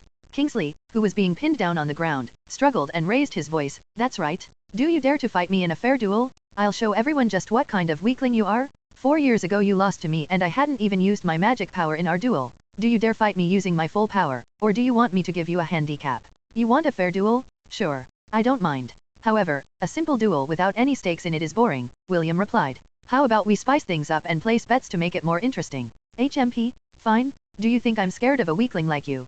Kingsley stood up and spat in disdain. How about this? If I win, your position as the head of the Night Order will be mine. Okay, but what can you possibly give me in return if you lose? William glanced at Miriam. What can the Misty Sect possibly offer me that is equivalent to the position of the head of the Night Order of the Helland Kingdom? Miriam had a calm expression on her face, but deep inside she was sneering. She had already subtly scanned William's body and found out that he was void of any magic power. Kingsley was a talented magic swordsman, so she wasn't worried that the boy would lose in the duel. She was even looking forward to seeing her disciple cripple the arrogant boy in front of her. What do you want in return? Miriam asked. What I want is really simple. William glanced at his ex-fiancée for a brief moment before facing the old hag once again. I want you, and all the representatives of the Misty Sect, excluding Rebecca, to kneel in front of me, and say you are the most handsome half-elf in the southern continent. No one in the world is more handsome than you. The members of the Angarian War Sovereign rolled their eyes because of their commander's antics. They had already gotten used to his narcissism and simply treated his actions like the passing wind. That's it? Miriam inquired. Yes, that's it. William crossed his arms over his chest. Simple, right? Very well. I accept this condition. Miriam then looked at Kingsley with a serious expression. If you win, I will allow you to train inside the cold prison for half a year. I will also give you 3 high-grade magic crystals as a reward for your victory. I will not fail you, Great Elder. Kingsley bowed respectfully. Deep down he was very excited by the rewards that were promised to him. Training inside the cold prison and acquiring high-grade magic crystals would speed up his cultivation and allow him to break through to the next rank. Well then, shall we start? William asked. Let's. Kingsley answered. I will make you regret this. William didn't reply and just walked towards the center of the venue, away from the crowd. He had forced the current situation using his authority as the head of the Angarian Night Order. Why did he do this? The reason was really simple. He needed a demonstration of his power and authority. He knew that even though he was now officially recognized as the head of a rising force, his impression on the nobles and the students was still not enough for them to recognize his authority. Fortunately, Kingsley acted according to the script and couldn't keep his arrogant mouth shut. The disciple of the Misty Sect in front of him had donned his own armor in preparation for their battle. Like he had declared earlier, he would be using his full power to humiliate William in front of the nobility of the Helland Kingdom. William waited patiently for his opponent to finish his preparations and simply stood with his arms crossed over his chest. The grudge I held from long ago will now be repaid in full, William mused. I just hope that I don't accidentally kill him in the process. While that would be unfortunate, I have to give His Majesty some face. This will allow him to look good in the eyes of the other nobles. While William was thinking these things, he felt a heated gaze in the distance. The red-headed boy casually turned his head to see who was staring at him, and found a beautiful girl with long blonde hair and blue eyes, looking at him anxiously. William smiled and waved at Wendy. This action of his was seen by everyone, and their eyes locked on the girl whom the handsome half-elf had waved at. Lawrence eyed the young lady who had visited their domain many times in the past. With a glance, he could tell that Wendy liked William, and the latter seemed to have good feelings about her, too. The old fox of Griffith felt his liver itch when he saw Wendy's face turn beet red when William waved at her. Not good, Lawrence thought. I'd better do something or else someone might get other ideas. The old fox of Griffith glanced towards his right side and saw a middle-aged man looking back at him. The man still looked handsome, even in his middle years, and he was looking at Lawrence with a calm expression. He was none other than Spencer's and Wendy's father, Joaquin Armstrong, the current Duke of the Armstrong Duchy. Spencer had already written a letter to him telling him of Wendy's infatuation with his head prefect. The reason why Joaquin came to the academy was to have a better look at the boy who had caught his daughter's fancy and see if he was a possible candidate to become his son-in-law. The two men stared at each other for half a minute before averting their gaze to look back at William. Both of them weren't able to read each other's thoughts, but one thing was clear. They would look at the results of this duel first, before making their final decision. I'm ready, Kingsley announced. Let's begin. All right, William stood straight and placed his arms on the sides of his body. Let's start. You can attack me anytime. Don't blame me if I accidentally kill you, Kingsley stated. It's been a while since I've used my full power. Don't worry. Even if you team up with that old hag from the Misty Sect, you won't be able to kill me. Are those your last words? William didn't reply. Instead, he yawned as if ridiculing Kingsley's attempt to taunt him. Die. Kingsley unleashed all of his magical powers and gathered it in his sword, manifesting a sword aura. Final phase, Phoenix Annihilation. Kingsley roared as he became one with his sword and charged at William like a burning blue comet. Miriam clenched her fist in triumph because Kingsley initiated the third strongest move of their Misty Sect. Its power was enough to create a 200-meter wide crater and annihilate everything within range. She was not worried about getting caught in the friendly fire because the court magicians had already established a magical barrier to prevent the bystanders from getting hurt. You will pay for your insolence. Miriam sneered as her eyes focused on the arrogant boy that was about to die a miserable death. However, what she saw made her feel that something was amiss. Why isn't he moving? Miriam thought. Everyone in the venue had the same thought and they were wondering why William was just standing there like a street lamp. Finally, when the blue comet was only meters away from the red-headed boy, William raised his hand and casually threw a punch. Just a simple punch and it made everyone's eyes widen in surprise. A powerful shockwave erupted from the collision of William's punch and the blue comet. In that brief moment, the comet shattered into a shower of sparks and William's fist connected with Kingsley's chest. The arrogant boy spat out a mouthful of blood before his body was blown away due to the force of William's casual strike. In the eyes of others, it was just a simple punch, but it was actually William's strongest attack. Sid felt his heart itch when he saw the same move that defeated him a few weeks ago. He knew from first-hand experience how deadly William's blow was. If he wasn't wearing the special armor given to him by his master, he might have died back then. So weak, William muttered. I only used 20% of my power and it's already over? Are the disciples of the Misty sect really this weak? The boy's words, which were filled with ridicule, brought everyone out from their trance. Eleanor, Rebecca's master, rushed in the direction of the fallen boy to check his condition. Just like her great elder, Miriam, Eleanor thought that the one who would have a miserable ending was William. Never in her wildest dreams did she consider that Kingsley would be the one to suffer such a tragic end. Suddenly a notification appeared on William's status page. When he read the message, he almost laughed out loud due to the irony of it all. Chapter 210, I am someone who holds grudges. William didn't even bother to look at Kingsley and walked in the direction of the representatives of the Misty sect. As he came closer, the Misty sect disciples felt their hearts beating wildly inside their chest. They were feeling anxious. Although the handsome half-elf was smiling, they felt that they were about to be sent to the gallows to be hanged. Miriam calmly looked at the boy and stepped forward. She was about to say something, but William had cut her off before she could even say a word. Now I'll know if the Misty sect has any integrity or if they are just one of those third-rate sects who don't have any sense of honor and dignity, William said in a very casual way. Everyone here will serve as a witness and see for themselves just what kind of organization the Misty sect is. William ignored Miriam and stared straight at Rebecca. Everyone will know if the Misty sect is just as good as you thought it would be. Rebecca's face remained calm as she returned William's gaze. 4 years had passed, and she had become more beautiful than the last time William had seen her. However, William was no longer the same innocent boy he was back then, who was easily affected by beautiful appearances. The red-headed boy gave Lawrence a sidelong glance before turning his head back to Miriam. Well then, are you going to kneel or not? William asked. Miriam gripped the staff in her hand tightly. William didn't give her any opportunity to negotiate. He even shamelessly pushed her into a corner and used the name, honor, and dignity of the Misty sect as blackmail material to force her to make an important decision. Ignore the deal that she had made with the boy and have the Misty sect labeled as an organization without honor, dignity, and integrity. Or, accept the humiliation with gritted teeth as they kneeled in front of the young teenager in front of them.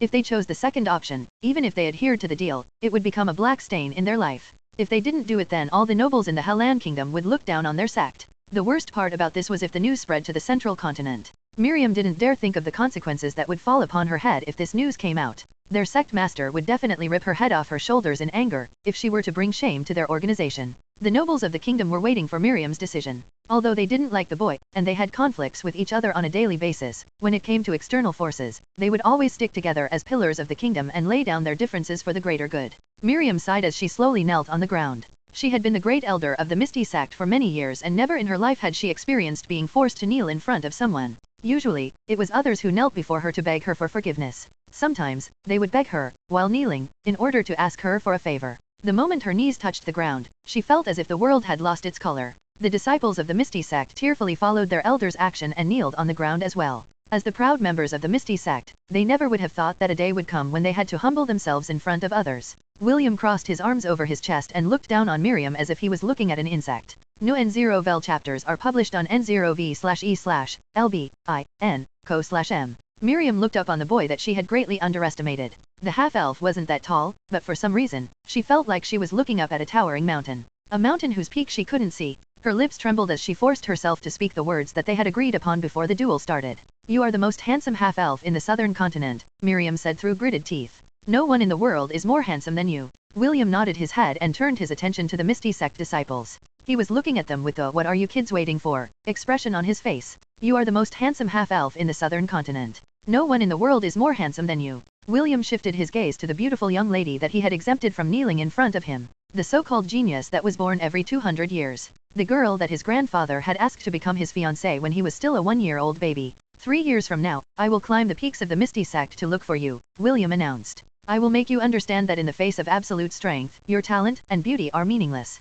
The reason why I didn't choose to make you kneel today, is because you are, also, a noble of this kingdom. However, 3 years from now, we will be fighting on your home turf. Wash your knees until then. I will make sure that you properly kneel in front of me. William then glanced at Rebecca's mother, Agatha. I am someone who holds grudges, William stated.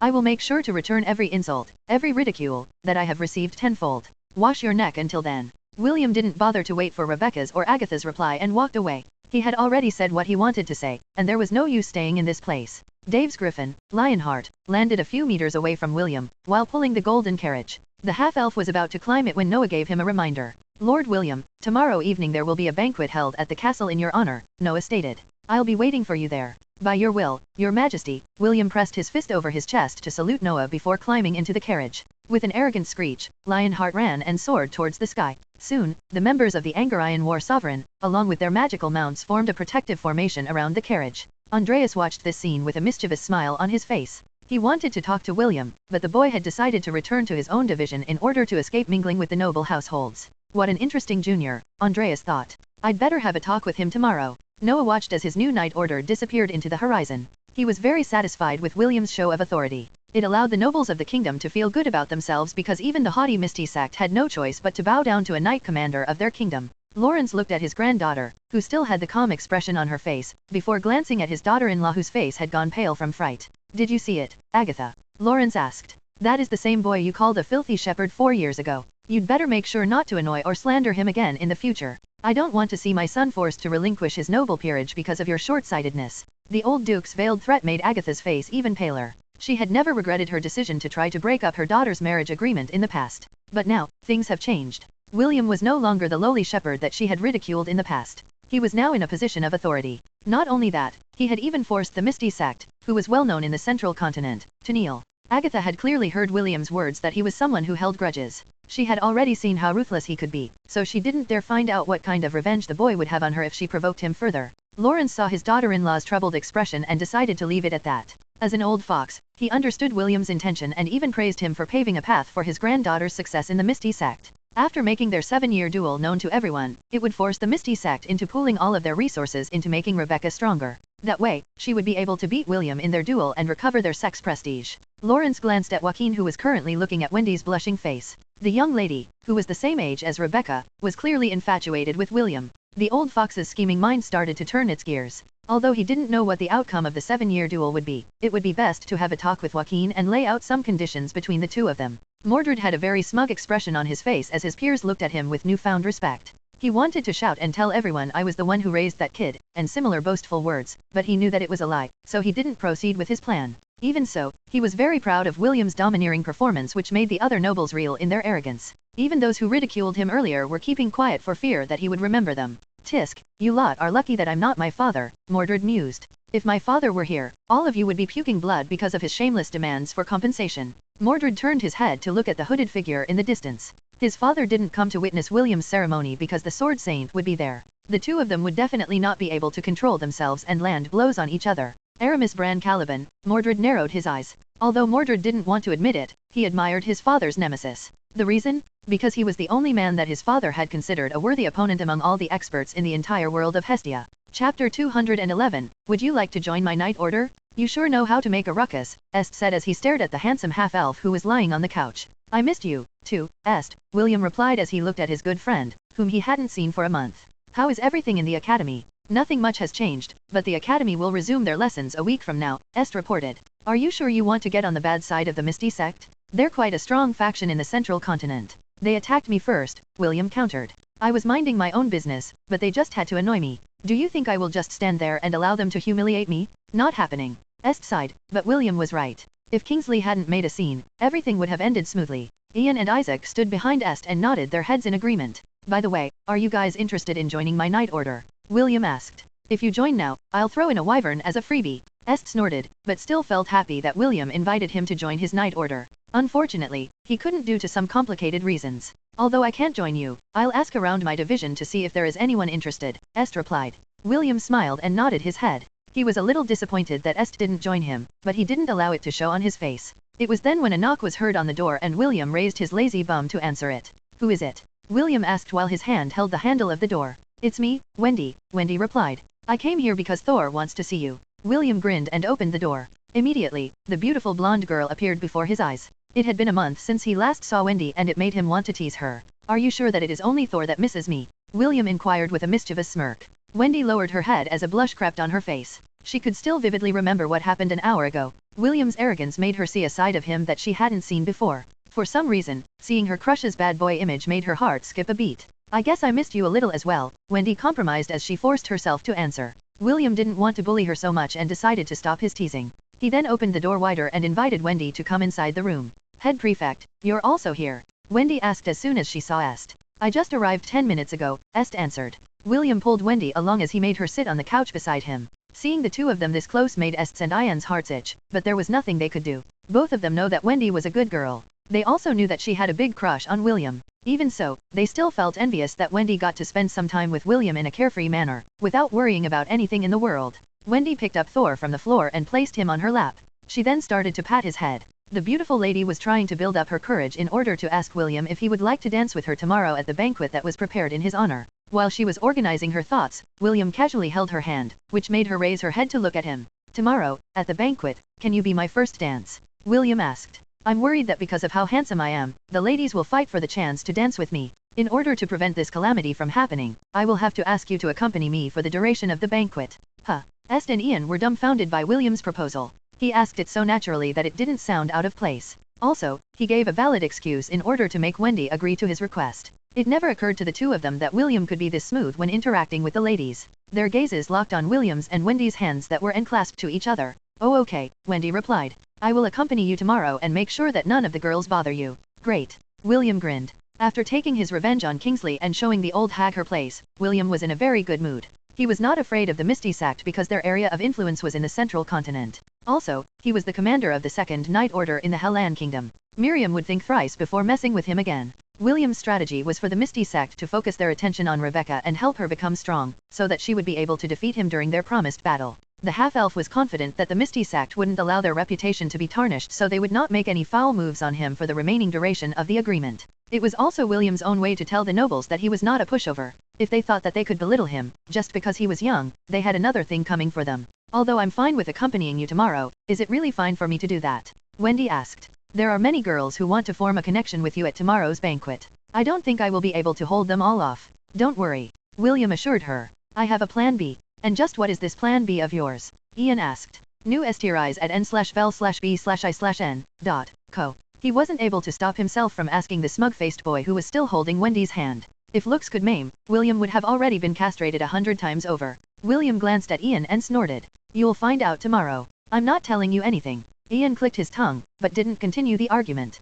He had come to know that arguing with William was pointless because the red-headed boy has a thick skin. Why didn't I think of this sooner?" William said as he returned his gaze to Wendy. "Would you like to join my night order?" Wendy's eyes widened in surprise. Truth be told, she was hoping that she could join William's night order, so she could become closer to him.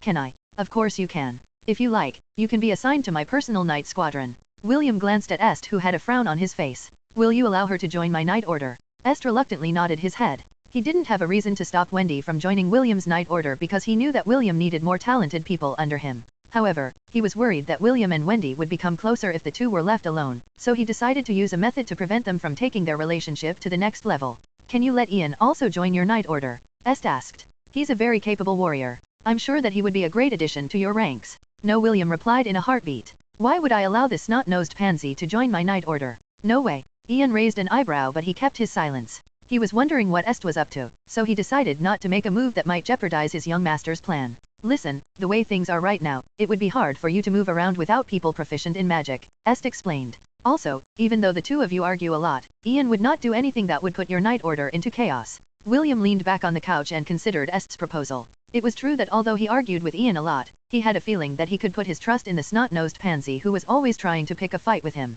Having Ian around was better than having complete strangers become part of his personal night squadron. "Fine, but I have a condition," William stated. "From now on, you are not allowed to purposely anger me again. Also, after you join my night order, you will call me sir. If you can agree to these two conditions then I will allow you to join my organization." Ian glanced at Est and the latter nodded his head. Est's loyal retainer knew that he had been entrusted with an important mission by his young master. Although he didn't know the full details, it would be best to agree to it for now and consult with Est later when they return to the Magic Division class. Very well, I promise, Ian replied. I will do my best to be of service to you, sir. Est looked at his trusted retainer while sighing inside. This was the only thing he could do to monitor William's actions. As a new Knight Order under the King's banner, there were a lot of expectations that were placed on William's shoulders. Est was hoping that by adding Ian as his supporter, he would be able to ease his friend's burden even if it was only by a little bit. Chapter 212, Beauty and the Bestie. William looked in the mirror and smiled. He then turned his body left and right to see if there was something wrong with his attire. Seeing that everything was in place, he struck a cool pose and faced his mama who was lying on the floor, along with Dia, Thor, and Ragnar.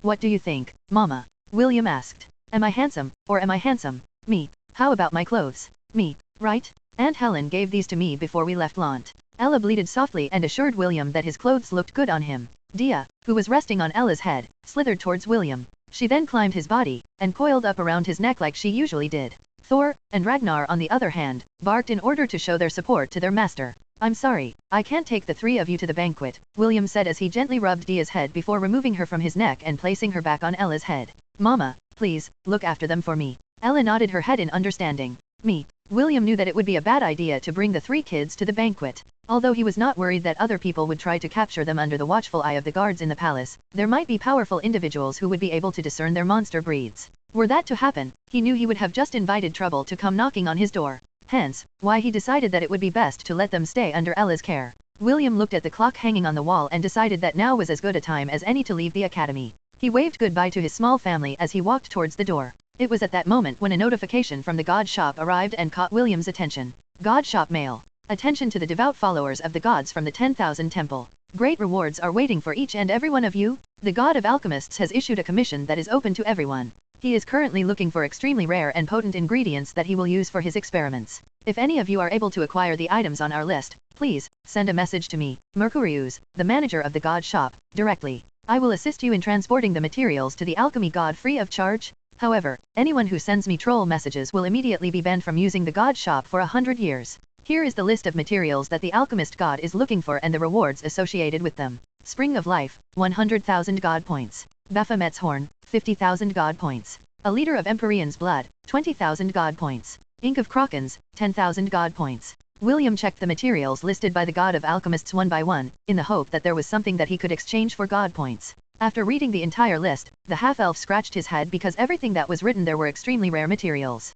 Ink of Krakens. William snorted. I'd die before I could even approach that thing. The list was long and there were over 100 ingredients listed in it. Although he was tempted, there was nothing he could do about it. William put the matter of the God of Alchemists to the back of his mind. Right now, he didn't have the time nor the ability to hunt for these materials. For now, he needed to focus his attention on the banquet that was prepared in their honor. As he walked outside the Solaris dormitory, William noticed that all the members of the Angarian War Sovereign had lined themselves up to welcome him. All of them were mounted on their hippogriffs. Conrad and his wyvern stood beside the flying carriage like a bodyguard waiting for the VIP to arrive.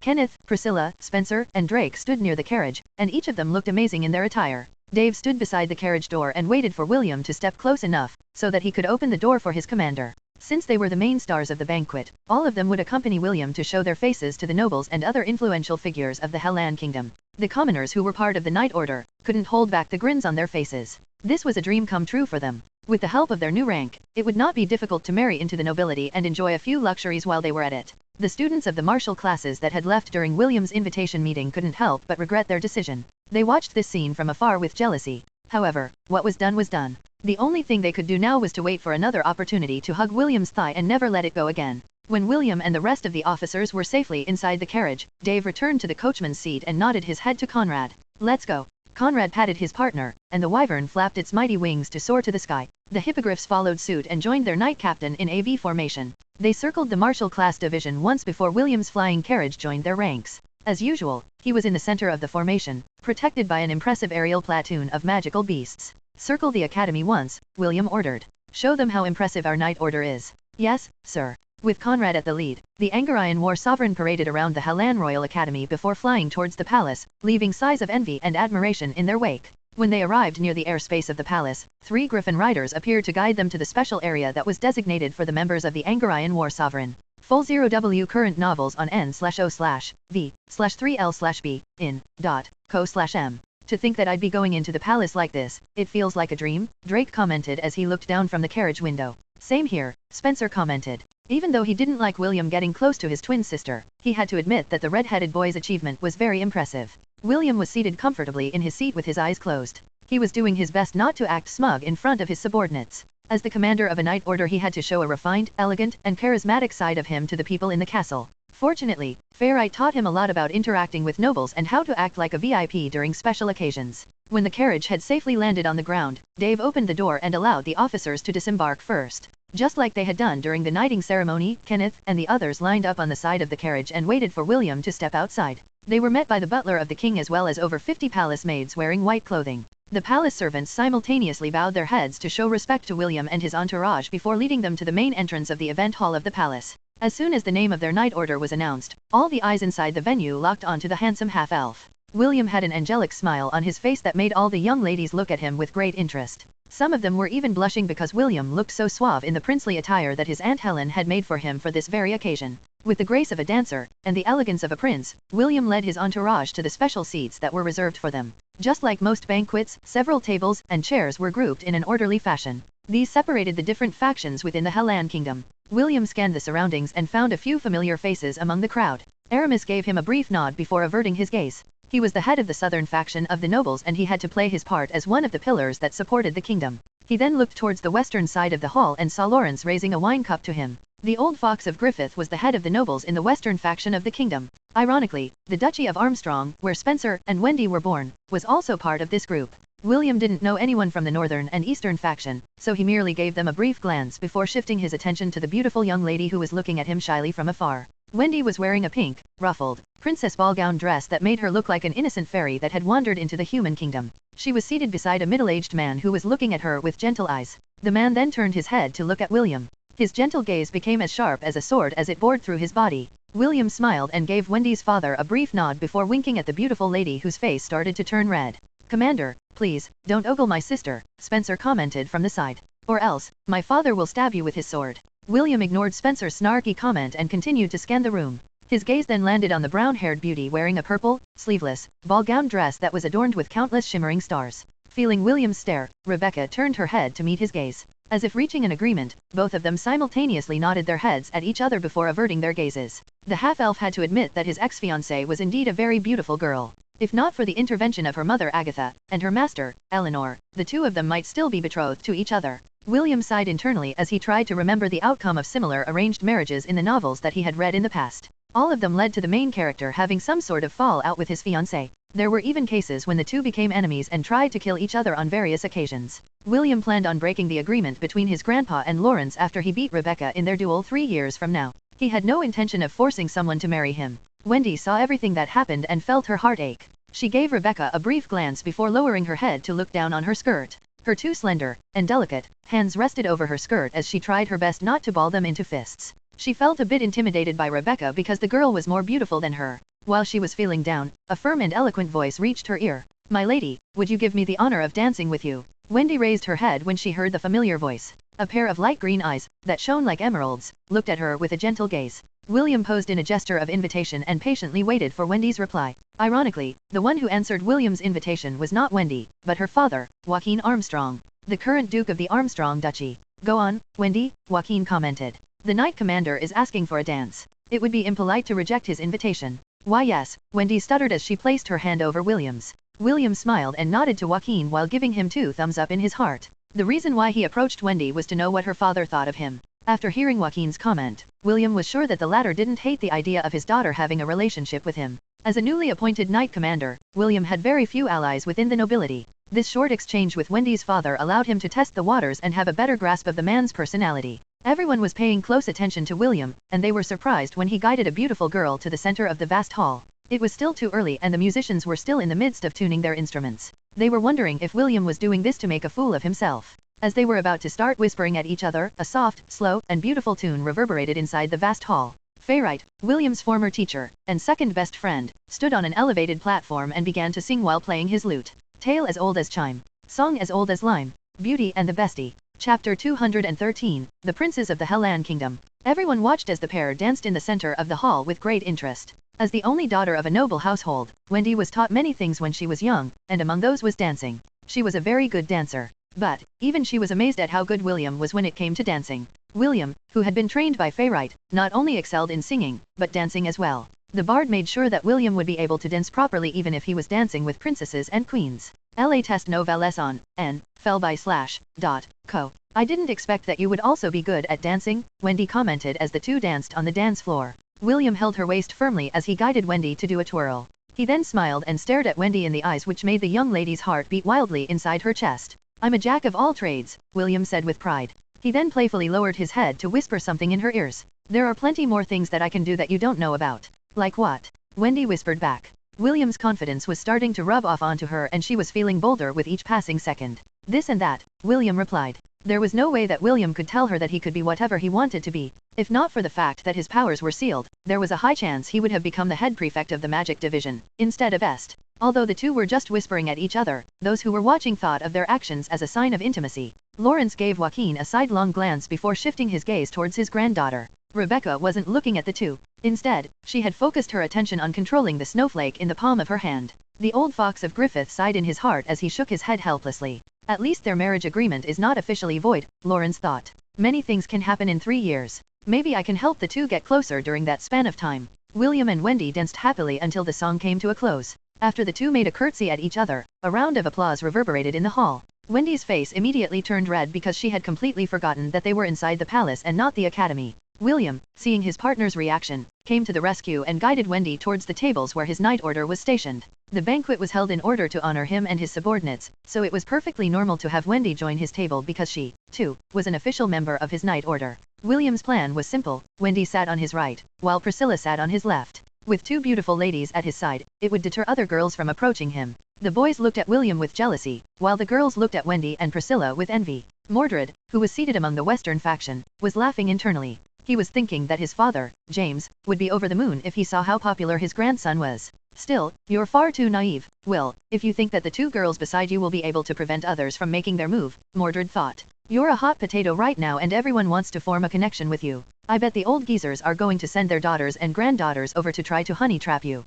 The only question is, will you bite? Mordred looked at the wine cup in his hand and smiled. This was why his father moved to the farthest edge of the western regions. He didn't like mingling with the nobles of the Hellan kingdom and only dealt with his old acquaintances like Lawrence. While everyone's eyes were still focused on William, the butler made an announcement and everyone in the room stood to welcome their king. Noah wore majestic attire worthy of his rank. 3 boys trailed behind him. They were the 3 princes of the Hellan kingdom. The oldest prince was 19 years old. The second prince was 16 and the third prince was only 9. Just like their father, they had all inherited his good looks and many of the noble ladies looked at them with admiration. Of course, among the 3 princes, it was the crown prince that garnered the most attention. Lionel Arthur 6 Hellan, the crown prince of the Hellan kingdom, was the object of affection for most noble ladies in the kingdom. As the crown prince, he would be the future king when his father retired from the throne. Naturally, such a position of power was irresistible to the noble households, and all of them wanted one of their daughters to become the lucky girl that would catch the prince's attention. The second prince, Rufus Patrick 6 Hellan, was younger than him by 3 years. However, the second prince was a bit special. Just like Rebecca, Rufus was also hailed as a rare genius. As a prince of a kingdom, all the necessary resources were given to him in order to ensure his growth. He was a genius battle mage that had been trained exclusively by the kingdom's grand archmage, Emrys. There were even rumors that after his coming-of-age ceremony, the title of crown prince would be switched to him. Although these rumors were unfounded, the king himself didn't put a stop to these rumors. It was as if Noah was still thinking of who, between the first and second prince, would be worthy of becoming his successor. The last prince, Ernest Louis 6 Hellan, shared his father's name. The young prince was born with great talent in magic, and had been under the personal care of the dean of the Hellan Royal Academy, Simon.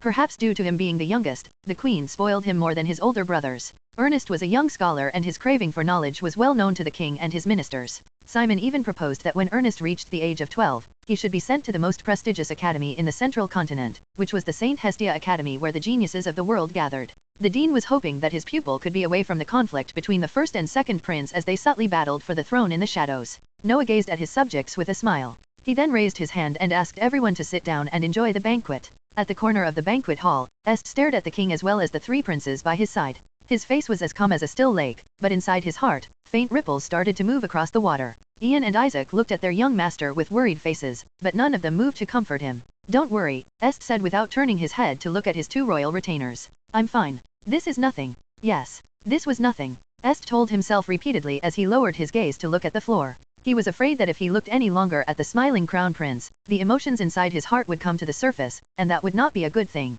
It looks like your crush is here, Rufus, Lionel said with a smile. The musicians are going to start playing any moment. Why don't you ask her for a dance? The way he acted was like a kind older brother who really cared for his younger brother's well-being, but Rufus knew better. It was all just an act in order to taunt him. Lionel knew that Rufus had a big crush on Rebecca because she was the genius ice princess that had a perfect grade talent. A lady that his younger brother had admired for many years, but didn't dare to talk to. If you don't make your move, then shall I make mine? Lionel asked. She's very beautiful and suits my taste perfectly. Who knows? She might also be my future queen when I feel like it. Rufus calmly looked at his older brother with a smile. There's a reason why Sir Lawrence didn't join your faction. It's because he knows that you are a snake. Do you really believe that he'll allow his beloved granddaughter to fall into your hands? Keep dreaming, big brother of mine. So, are you going to dance with her or not? You say so many things and yet, you can't answer a simple question. Lionel snorted. He knew that Rebecca was Rufus' weakness. As long as he used her in an argument, Rufus would never win against him. Ernest just sat at the side with his head lowered.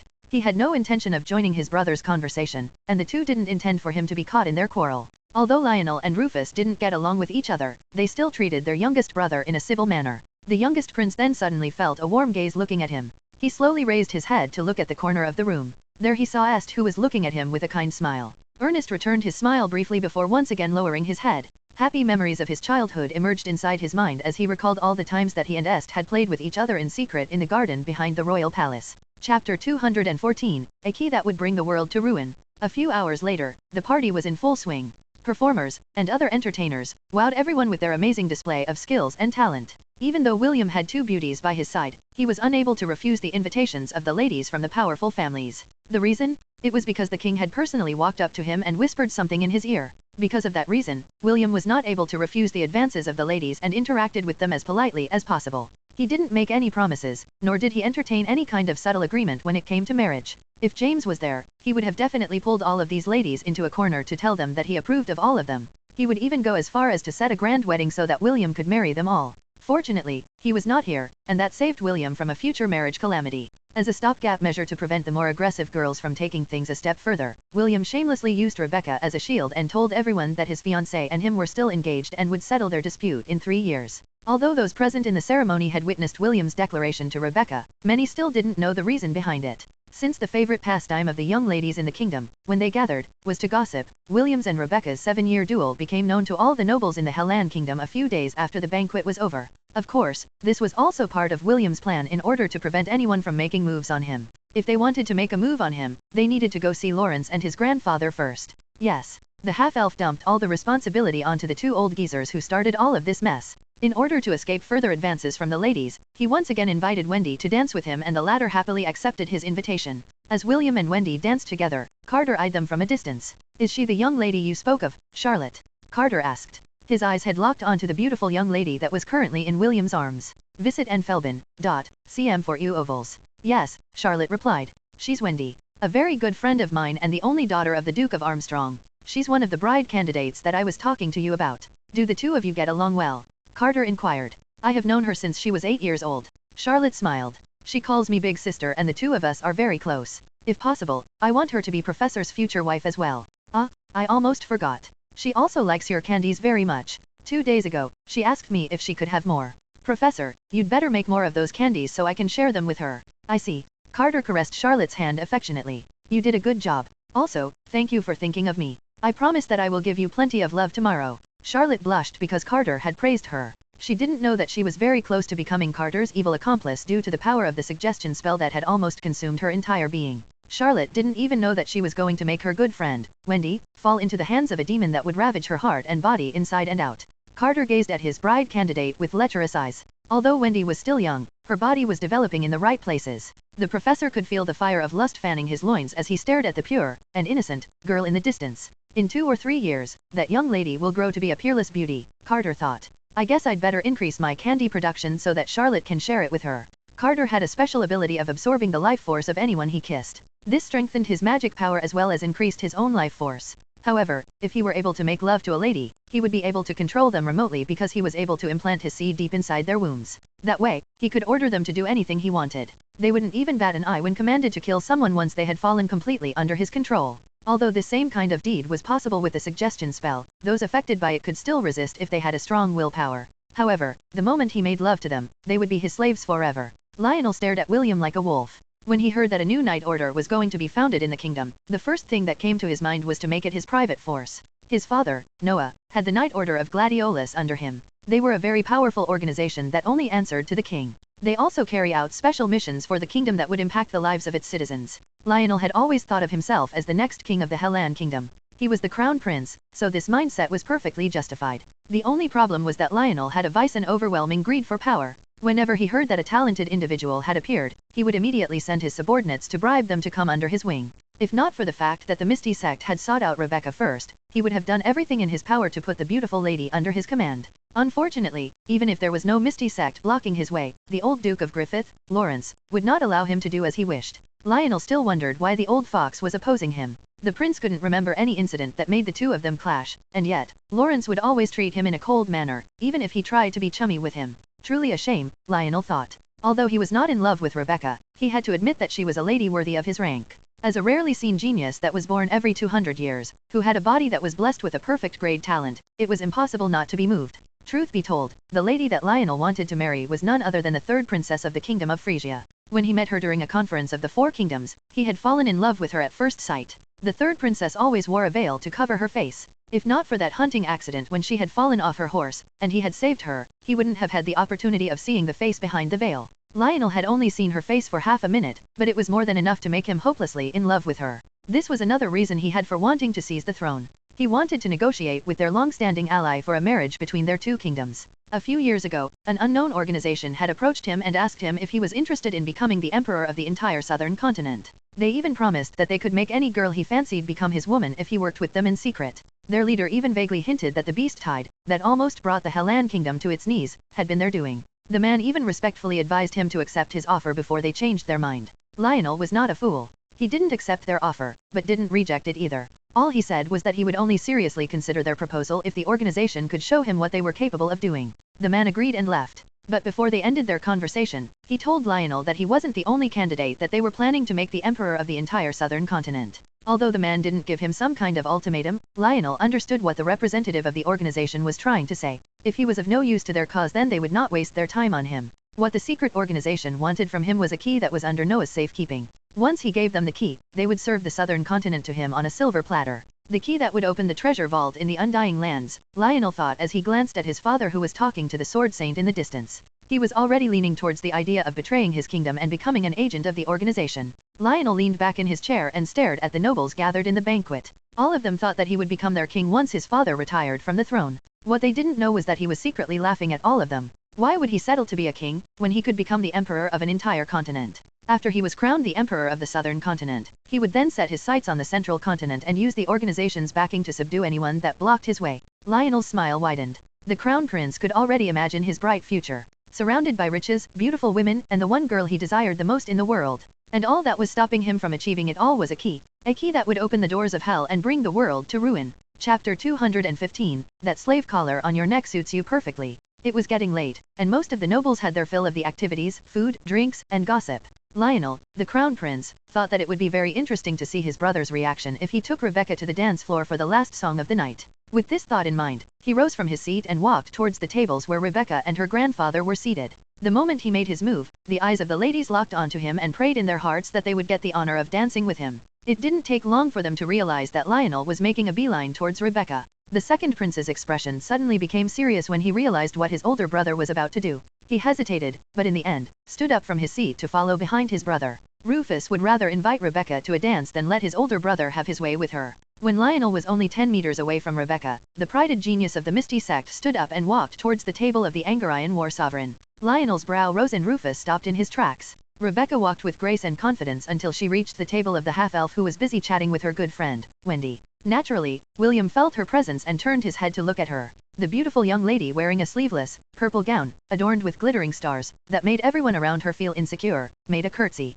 She then stared at William with her light green eyes that were as clear and beautiful as his and invited him to dance. Lord William, will you give me the honor of sharing this last dance with you? Rebecca asked with a smile. Looking at his fiancée, William nodded his head and bowed respectfully at her. It will be my honor to dance with one of the beautiful jewels of the kingdom. William extended his hand and Rebecca accepted it. Together, they walked towards the center of the hall like a couple that was made in heaven. He, a dazzling prince with red hair that made the ladies sigh in admiration. She, a celestial princess that came from the night sky to break the hearts of men. The guests in the ballroom parted to let them through. The beautiful pair took center stage with grace and confidence that made everyone wonder if their 7-year duel was just a ruse in order to hide how deeply and madly in love they were to each other. When the music played, William's hand firmly rested on her waist, while Rebecca's rested on his shoulder. Their other hands held each other as they slowly swayed from side to side. The last dance was a dance for couples. It was slow and allowed the dancers to have an intimate moment with their loved one. Rebecca moved closer and rested her head on William's chest, which made Wendy, Est, and Ian unconsciously clench their fists in frustration.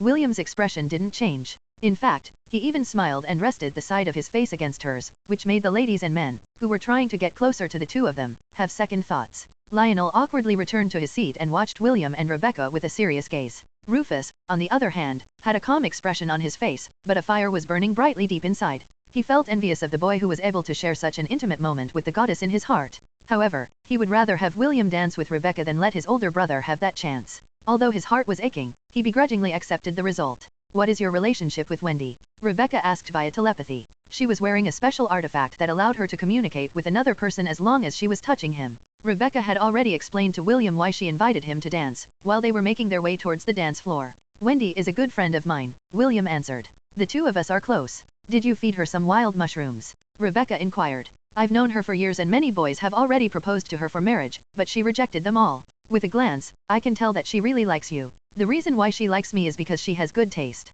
Unlike some people who think too highly of themselves. What a petty man you are. Thank you for your praise, William replied as he danced along with the music. Rebecca quieted down for a few minutes as if organizing her thoughts. When she spoke again, her voice was filled with determination. First, I would like to thank you because Lady Miriam is now dead set on making me use the best facilities in the main sect to ensure that I will step on your head when you climb the peaks of the Misty sect. You're welcome. Second, I intend to continue to use you as a shield so that all my suitors will be kept at bay, Rebecca stated. Know that I don't really like you and I have no intention of becoming your fiancé. Not now, not in the future. What a coincidence. The feeling is mutual, William commented.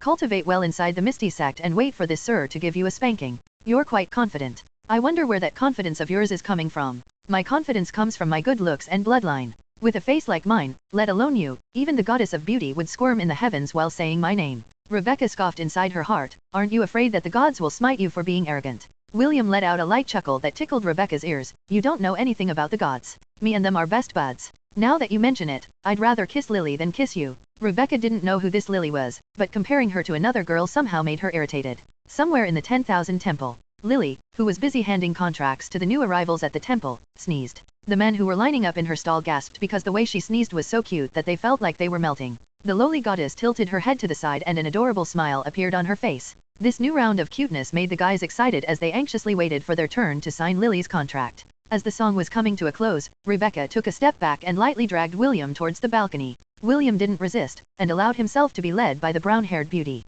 When the two of them were finally out of everyone's sights, Rebecca stared at William with a serious gaze. Although I don't like you, I will give you some very important advice. Do not allow yourself to become part of the Crown Prince's faction. He is a snake, and cannot be trusted. William retained the calm expression on his face when he heard Rebecca's warning. Is this the advice of your grandfather or your personal one? It's a message that my grandfather asked me to pass to you. However, I share the same opinion. The Crown Prince is a greedy person. He has already set his eyes on you, so be careful in dealing with him. Believe me when I say that you don't want to become his enemy. Oh, sounds scary. William smiled. Then who is your grandfather pinning his hopes on? No one, is what I'd like to say, but that would be a big fat lie, Rebecca answered. However, our ideal choice for the king of this kingdom is hard to achieve. Not only is he young, he also doesn't have anyone backing him. We don't dare to actively declare our support to him in fear that it would break the delicate balance that the princes have on the surface. William didn't say anything because he already had a hunch on who the Griffiths were supporting. Of course, he didn't ask to confirm his suspicion, because it would be meaningless.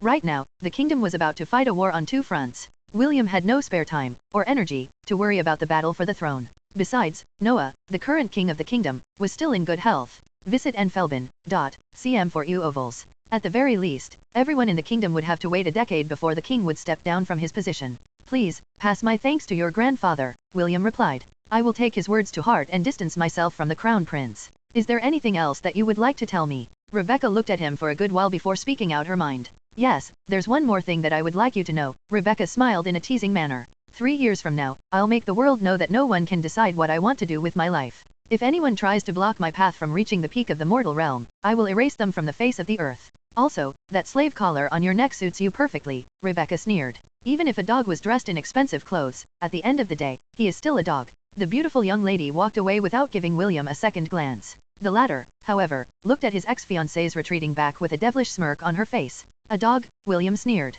What an interesting idea. I guess I'll just have to see how you will bark and wag your tail in the future.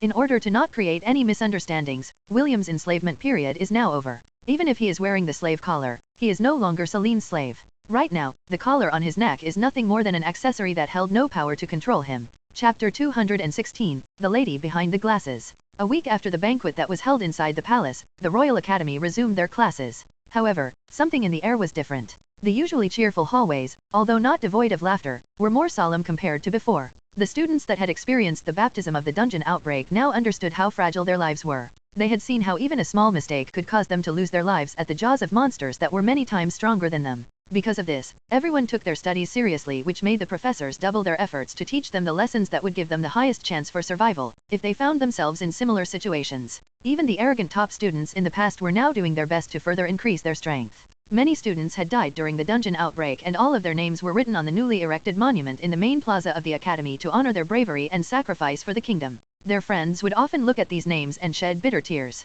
partly blaming themselves for being afraid and for not being strong enough to make a difference. They were not strong enough to save them, so, because of that, they poured their hearts into their lessons. They appreciated that the teachers had to come up with more effective training regimens in order to accommodate their drive to become stronger. The werhyenas are Class C beasts that hunt alone or join with others to form a cackle, Oswald Hartel, the bestiary teacher of the first year, said in a calm manner. Among the Therian groups, they are often called opportunistic beasts because they don't care whether they steal their prey from others, or eat the remains that are left after other creatures have had their fill. Although they are weaker than werewolves, they have characteristics that werewolves don't have.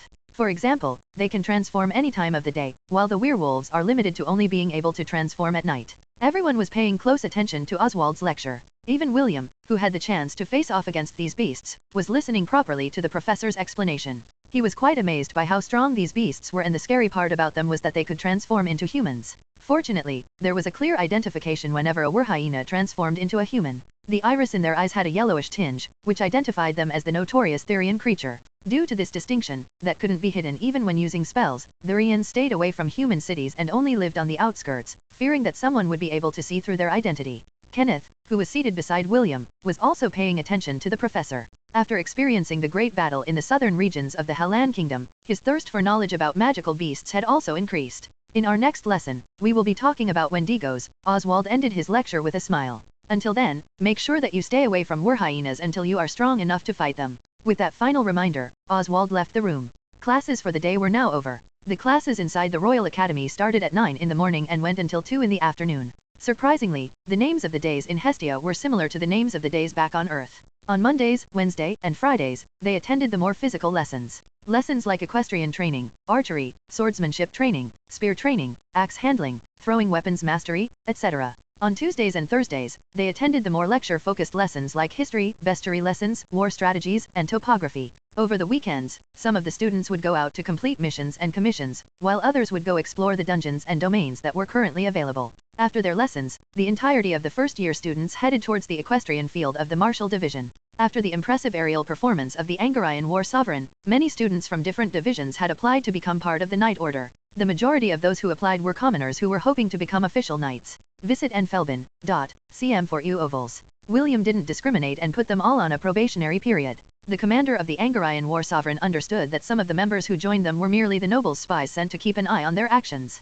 Nevertheless, he took them in because he had the confidence to make them his own double agents. Information was a very powerful tool, and it went both ways. The nobles had a very famous saying, "Everyone has a price." For the most part, this was true. Everyone had a price. However, William was not everyone. During the banquet, the nobles did their best to bribe him to work for them, but he politely turned all of them down. The crown prince even subtly hinted that it would be best for the Angarayan war sovereign to become the personal knight order of the future king of the Hellan kingdom. William just smiled, but didn't agree or disagree with the crown prince. He took a neutral stance, and the crown prince was smart enough to take the hint. "Ride your mounts," William ordered. Make sure that all of you stay in formation. Since only the original members of the Night Order had magical beasts, the rest of the new members had no choice but to ride on mountain horses that were bred in captivity. Aside from William's officers, and the 36 original members of the Night Order, 120 new recruits had joined their ranks. Captains, you take the lead.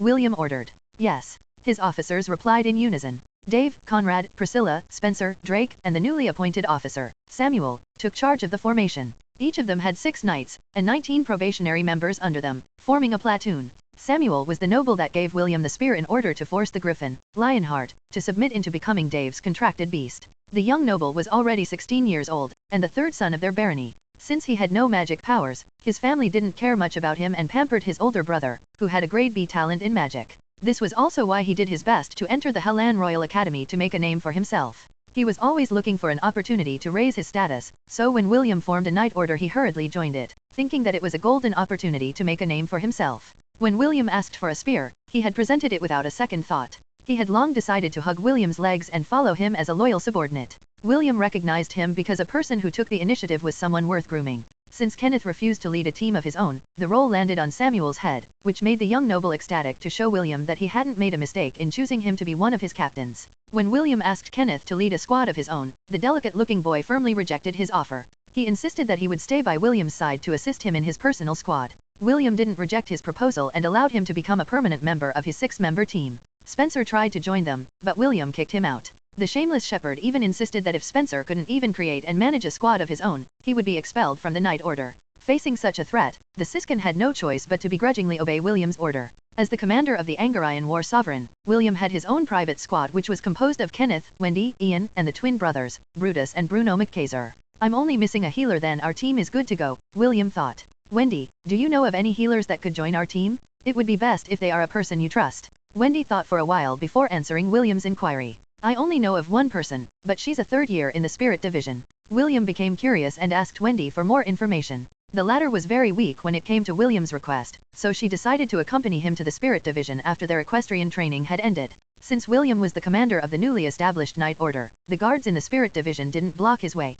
Right now, William was like a celebrity inside the Hellan Royal Academy. Everyone wanted to form a connection with him, so it was very easy for him to gain access to the different divisions in the academy. Big Sister Amelia, are you here? Wendy knocked on the door. It's me, Wendy. Can I have some of your time? The door slightly opened and a girl with long green hair, and wearing eyeglasses, peeked out from inside the room. Wendy. It is me, Big Sister. Amelia looked at the boy behind her good friend and recognized William instantly. What does the commander of the Night Order want from me? Amelia asked. William gave a light bow. There is something that I would like to ask of you, but can we talk in private? I don't want to discuss this matter in the hallway. William glanced at his left and right and saw several girls that were chatting in the hallway. All of them were curious about why the commander had visited their dorm, so they trailed after him. Although some of them had guessed William's intention, without getting the confirmation from him, their guesses would remain as guesses. Amelia reluctantly nodded her head and invited the two inside her room. She also didn't want to make it difficult for Wendy because the two of them were good friends that had known each other for years. The moment the door closed, the girls in the dormitory flocked in front of Amelia's room and tried to eavesdrop on their conversation. Unfortunately for them, William had come prepared and made sure that not even a single word of their discussion would be heard outside of the room. Chapter 217, Condition for Joining the Night Order. Amelia looked at William, looked at the scroll his hand was holding. The red-headed boy smiled and presented the blank sheet of paper to Amelia. Curious about what would happen next, she accepted the scroll and looked at it. New STRIs at n/vel/b/i/n.co.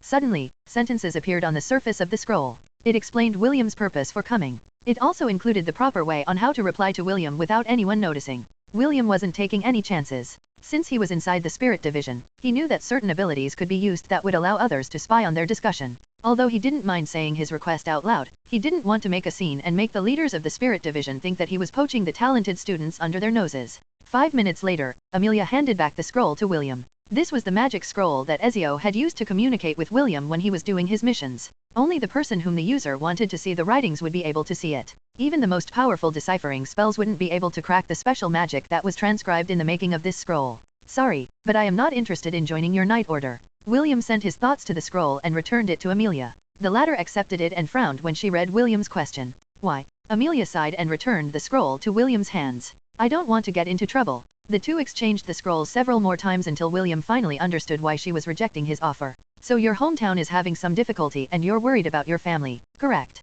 Yes. A horde of trollhounds led by a Class A beast is terrorizing our barony. I have already sent a request to the Academy for help, but the barony's commission was not enticing enough for the students. Besides, we just finished facing a dungeon outbreak and no one is in the mood to fight strong monsters. If I accept this commission and succeed, will you join our Knight Order? If you succeed and save my hometown, I will agree to join your Knight Order. Very well, I will accept the commission, but you will have to come with us as a guide to your barony. After reading the last message on the scroll, Amelia nodded her head. She gave William the "I will go with you" stare, which made the half-elf nod his head in acknowledgement. Before leaving, William told Amelia that they would depart on Friday night to deal with the trouble in her hometown. Of course, the red-headed boy also reminded her not to tell anyone about what they had discussed, to which she readily agreed. Amelia couldn't possibly turn down the help of the commander from the Agarian war sovereign. She even felt relieved that her constant worry about her parents' safety was about to be solved. That was until she met William again on Friday night. Lord William, where are the rest of your knights? Amelia asked. They won't be coming with us, William replied. It will be just us, my mama, Dia, and Ragnar. Me. Hiss. Rough. Amelia looked at William to see if the newly appointed knight commander was joking. However, the half-elf only gave her a smile filled with confidence. This made the green-haired lady massage her forehead in frustration. Lord William, please, this is a serious matter, Amelia said with a serious expression. Lives are at stake. I would greatly appreciate it if you stopped joking around. William blinked innocently and gave Amelia the "Am I a joke to you" stare. Seeing that William was dead serious in completing the commission with just the two of them, Amelia felt like she had wasted her time. All the hope and excitement that she had felt while waiting for this moment vanished into thin air. Of course, William could understand what Amelia was thinking at the moment. However, after careful consideration, he determined that it would be best to do this mission without bringing the rest of his Knight Order along. The reason? After consulting the system, William found out that trollhounds were beasts that he could tame. Since that was the case, William was sure that he and the trollhounds could have a dialogue for negotiation. If the negotiation didn't work, it wouldn't be too late to bring his contingent plan into play and force them out of the region. I know that you are having doubts, so how about this? The two of us are going to check the situation first, William proposed. If it really requires military intervention, then I promise you that I will use the full power of my Knight Order to drive the trollhounds away from your barony. Do we have a deal? Amelia pondered for a while before reluctantly agreeing to William's proposal. She was really worried about her family and the townspeople who had treated her well during her younger years. If possible, she wanted to do everything in her power to return the care that they had given her. William had accepted the commission earlier in the day and registered it at the quest hall of the Academy. They used the portal of the Academy and headed towards the eastern regions of the Hellan Kingdom. As a knight commander, William was given certain privileges, and one of them was the right to use the portals for free. They used the portal to teleport to the nearest gateway to Amelia's hometown. However, it still took them 2 hours to reach the green-haired girl's hometown riding on Ella's back. It's more serious than I expected, William frowned. Along the way, he found light traces of miasma that reminded him of the dungeon outbreaks that had happened recently. The flora of the barony were wilting and the ground was cracked and dry. There was an oppressive atmosphere that could be felt in the mountains in the east, and William had a hunch that was where the trollhounds were currently staying. Let's meet your parents first, William said as he guided Ella towards the main gate of the town. It was currently closed and several soldiers were stationed on the town's wall. Torches blazed on the ramparts and illuminated the surroundings. It was as if the soldiers were expecting a night raid, and all of them looked at William and his party wearily. Halt! A man wearing silver armor shouted from on top of the town wall. State your name and purpose for coming to Thornshire. Amelia poked her head out from behind William's back and waved at the man standing on the ramparts. Uncle Mark? It's me, Amelia. Amelia shouted. Let us in. Mark's eyes widened as he recognized the young lady of their barony. Open the gates and allow Lady Amelia to enter, Mark ordered. It was at that moment when barking sounds reverberated in the night. The soldiers manning the gates made a small opening for Ella to enter. William and Ella knew that now was not the time to dilly-dally and entered the town in haste. As soon as the goat had safely entered the town, the guards closed the gate in a hurry. Mark barked orders from the ramparts as the guardsmen loaded bolts onto their crossbows. William and Amelia exchanged a glance before making their way towards the ramparts to assist in defending the town. A series of long howls from the trollhounds echoed in the night. From the center of their formation, a giant trollhound with dark green skin stared at the town wall with unrestrained hunger. It only had one thought in its mind, and that was to break through the town's defenses and feast on the humans that were hiding within. Chapter 218, The Baron of Brantford. Hundreds of green eyes glowed in the darkness, but William wasn't too concerned about them. What he was concerned about was the towering figure that stood at the center of the trollhound army. Titanic green-scaled trollhound. Mutated variant. Threat level, S, mid. Centennial rank.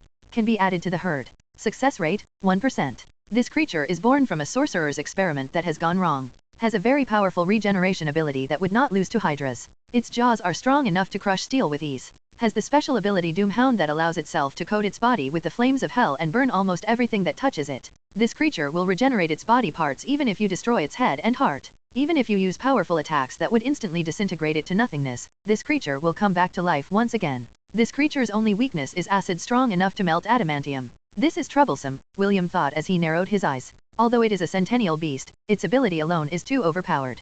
Whoever made this creature was planning to use it to do something nefarious. The red-headed boy wasn't able to stop himself from clicking his tongue at the sheer amount of effort that would be required to subjugate one of these beasts. Although there were some powerful spells that could create acid, only a handful had the strength to melt adamantium. William gave the rest of the monster horde a scan. Fortunately, the majority of them were Class E, and only a few dozen were Class D. Even so, like most troll hounds, they had strong regenerative abilities and were only weak to fire and acid. Aim. Mark ordered. Fire. Hundreds of crossbow bolts rained down on the trollhound army. The arrows hit their targets and embedded themselves into the bodies of the hounds. Unfortunately, it only made the trollhounds shout in pain, but there was no way they would die from such simple attacks, even if they were only Class E beasts. While the battle was going on, a fireball lit up the night as it slammed at the center of the trollhounds that had almost reached the town's wall. The Baron has arrived, Mark announced. Everyone, just hang on for as long as possible. Don't let any of those hounds breach our defenses. Yes, sir. Another fireball fell from the sky as Philip, Amelia's father, and the Baron of Bradford joined the battle. He was a fifth circle magician that was loved by his subjects. He was once a sixth circle magician, but due to an accident, his rank had regressed and was forced to retire from the Red Tower of the Mage Guild. After finding the love of his life, he settled down in the territory granted to him by the king and lived a peaceful and happy life with his family. Unfortunately, his quiet life had been disrupted by the dungeon outbreaks that ravaged the land. He had just returned from the dungeon subjugation in the nearby duchy when he discovered that his own barony was in trouble. Philip understood that the kingdom's manpower was stretched thin, but he still asked for help from the surrounding nobles. However, none of them had the manpower to help him. His only hope was to send a commission to the Royal Academy where her daughter, Amelia, was staying, but no news returned to him. He wasn't expecting to see his own daughter defending the town walls along with the town's guard. Philip knew that he couldn't lose focus now because the greatest threat to their barony was currently in front of his eyes. He calmly chanted a spell while his subordinates faced off against the wave of monsters besieging their defenses. Summon creature. Philip shouted. Come forth, flame elemental. A 5-meter-tall flame elemental crashed down outside the city walls. It instantly incinerated the trollhounds that were unlucky enough to be on its landing spot. The soldiers cheered when they saw the powerful ally that appeared to help them. Philip made his way towards his daughter as he stared down at the burning corpses on the ground. When did you arrive? Philip asked. Just now, father, Amelia replied. I brought the commander of the Angarayan war sovereign to help us deal with the threat to our barony. Philip gave William a sidelong glance before staring at the titanic green-scaled trollhound in the distance. He had already heard about William from his peers, and they said that he seemed like a promising boy. However, after seeing him in person, Philip thought that his acquaintances were exaggerating their praises. Philip was unable to attend the knighting ceremony because he was busy handling the aftermath of the dungeon outbreaks that ravaged the kingdom. CHCK4USTRIs on no/V/L/bin.C0M. In his eyes, William didn't look strong. Aside from being a good-looking boy, he didn't have any strong presence that could be found on outstanding individuals like the first commander of the Knight Order of Gladiolus. Still, he had to be polite because a knight commander that was personally appointed by the king was still a knight commander, even if he was still a boy. Commander William, I'm sorry, but I am unable to extend to you the hospitality of our barony at this time, Philip said as flames danced in his fingertips. He then hurled them at the trollhounds that tried to jump over the defensive walls. The trollhounds' bodies immediately exploded in a shower of sparks, lighting their surroundings in a reddish hue. William hummed as he watched the battle unfold. Right now, the only one that had the ability to kill the trollhounds was Philip. Although a fifth circle magician was strong, he was still alone. Also, the greatest threat on the battlefield was only weak to acid. Even if Philip was able to disintegrate it with one full-powered spell, the titanic green-scaled hound would just revive once again. Seeing the changes on the battlefield, the boss hound finally made its move and charged towards the rampaging fire elemental. Fire elementals were corporeal incarnations of the element of fire. Being one of the most destructive elements in the world, fire elementals were very aggressive creatures. Seeing that the titanic hound was charging towards it, it didn't hesitate to face it head-on. The titanic hound immediately used its ability Doomhound and coated itself in hellfire. When the two flaming abominations collided, a heat wave swept to the battlefield, incinerating anything within 100 meters around them. Beads of sweat were forming on Philip's head as he channeled his energy to the flame elemental to extend the duration of its summoning life. Because of this, he was unable to focus on the other trollhounds that were using each other as stepping stones to breach the town's wall. It's quite unfortunate that this battle happened at night. William sighed as he looked up at the night sky. Although he couldn't beat the titanic hound that was currently battling the fire elemental, he was still capable of dealing with the small fries that were threatening Amelia's hometown. System, switch my job class to Sun Knight. Job class has been successfully switched to Sun Knight. A warm feeling spread across William's body, as the passive skills of the Sun Knight activated. He then extended his right hand and smiled. Show them your power, Solile. The ring that was given to William by Noah during his knighting ceremony glowed in his right hand to answer his summon. It was as if it was celebrating the fact that it was about to once again show its presence in the world of Hestia after sleeping for hundreds of years. Chapter 219, Solile, the flower that blooms in the battlefield. A golden spear appeared in William's hand that shone brightly in the night. From the handle, up to the tip of its blade, everything was golden. If William didn't know better, he would think that Solile was simply a mythical weapon meant for showing off. But he knew, with utmost certainty, that the spear, that was slowly getting hot in his hands, was a weapon of mass destruction. Let's go, Mama. Me. Ella jumped off the town wall and a portal of light opened up behind William's back. 13 Angarian war ibex emerged from it and formed a protective circle around Ella and William. Blurg, trollhounds, Psoglov, who had just emerged from the portal, spat in disdain. Disgusting. Don't whine, you still owe me from the cores of the war hyenas. William snorted at his demonic business partner. Fine. Psoglov glanced at the direction of the titanic trollhound that was fighting in the distance. But, I ain't touching that thing. William nodded his head in understanding. He knew that Psoglov wouldn't do anything that could potentially harm its own life. This was one of the rules that they had established when they made their business deal. The Angarian war ibexes were like little children that had found new toys to play with. They kicked, tackled, and sent the trollhounds flying wherever they went. Of course, they didn't just play. They kept their formation steady because they were completely outnumbered. The only reason why they were able to overwhelm their opponents was due to the difference in ranks. Even the few dozen Class D trollhounds stayed away from the war ibexes who had suddenly appeared out of nowhere and started their rampage. At first, William planned to start a massacre, to thin the ranks of the trollhounds. However, for some reason, something in him was preventing him from going through with his plan. This was a very weird feeling, because this was the first time that it happened to him. It was as if he was an adult that was about to bully babies, which made him feel confused. While William was still deciding what to do, a notification suddenly appeared on his status screen. Ding! Special quest acquired. Defeat the titanic green-scaled trollhound. The trollhound horde will disperse after its leader is defeated. Reward, 2,000 god points. William frowned as he looked at the battle of the titanic trollhound and the fire elemental in the distance. From what he could see, the titanic trollhound had the upper hand and the fire elemental was on the defensive. This didn't bode well for them because the fire elemental was the strongest ally they had that could face off against the biggest threat on the battlefield. William then shifted his attention to Philip, who was now leaning on the ramparts. With a glance, he could tell that he was nearing his limit. Solile, that was being held in William's hand, was no longer golden in color, but was completely dark red. Like steel that had been soaked in flames by the blacksmith, it was nearing its limit before its might could be unleashed. 10 more minutes, William thought as he observed the battlefield. Because of his presence, the trollhounds' attack completely stopped. None of them dared to move forward because Psoglov and the Angarian ibexes were too strong for them to handle. Also, they felt that their strength was halved under William's presence. What William didn't know was that his shepherd job class had a deterrent effect when fighting against certain creatures that fell under the shepherd's protection. Only beasts with demonic or dark properties would be able to resist this debuff that was radiating from William's body. This was also why the alpha hippogriffs and the centaurs didn't want to get into a conflict with William. They could tell that they would be greatly weakened if they tried to fight against the heir of their eternal guardian. A/N. Although dogs belonged to a pack, they were a shepherd's trusted companion, which also made them vulnerable to William's job class. Trollhounds were not demonic or dark creatures. They were beasts that were born from the fusion of alchemical troll blood and wild dogs. This new and ferocious breed gained the power of regeneration and resistance to almost everything except fire and acid. The trollhounds growled at William and his party, but made no further movements to attack. This made the defenders on the wall sigh in relief as they looked at their guard captain for his next order. Stand by, but keep your crossbows loaded, Mark ordered. Amelia had an anxious expression as she used spirit magic to help her father keep the elemental summon on the battlefield. After weighing the pros and cons, William decided that he had no other choice but to show one of his trump cards to end the battle. Lord Philip, can you sacrifice the fire elemental to summon a solar flare? William asked. He knew that time was crucial and every second counted. I can, Philip replied. However, the fire elemental will immediately disappear after that. As a pyromancer he could, at most, use solar flare twice a day. However, he had already summoned a fire elemental and his magic was almost depleted. In order to perform William's request, he would need to order the fire elemental to use its ultimate move and burn itself until nothing was left. This would send the fire elemental back to its elemental plane where it would stay for some time to regain its strength. Amelia, you are a wind spirit user, right? Can you bestow someone the power of flight? William inquired. He was hoping that Amelia was skilled enough to use this support ability. Yes, but it will only last for 10 minutes, Amelia answered. That is more than enough. Please cast your flight spell on the fire elemental, William ordered. Lord Philip, command the fire elemental to fly as high as it can while hugging the titanic trollhound.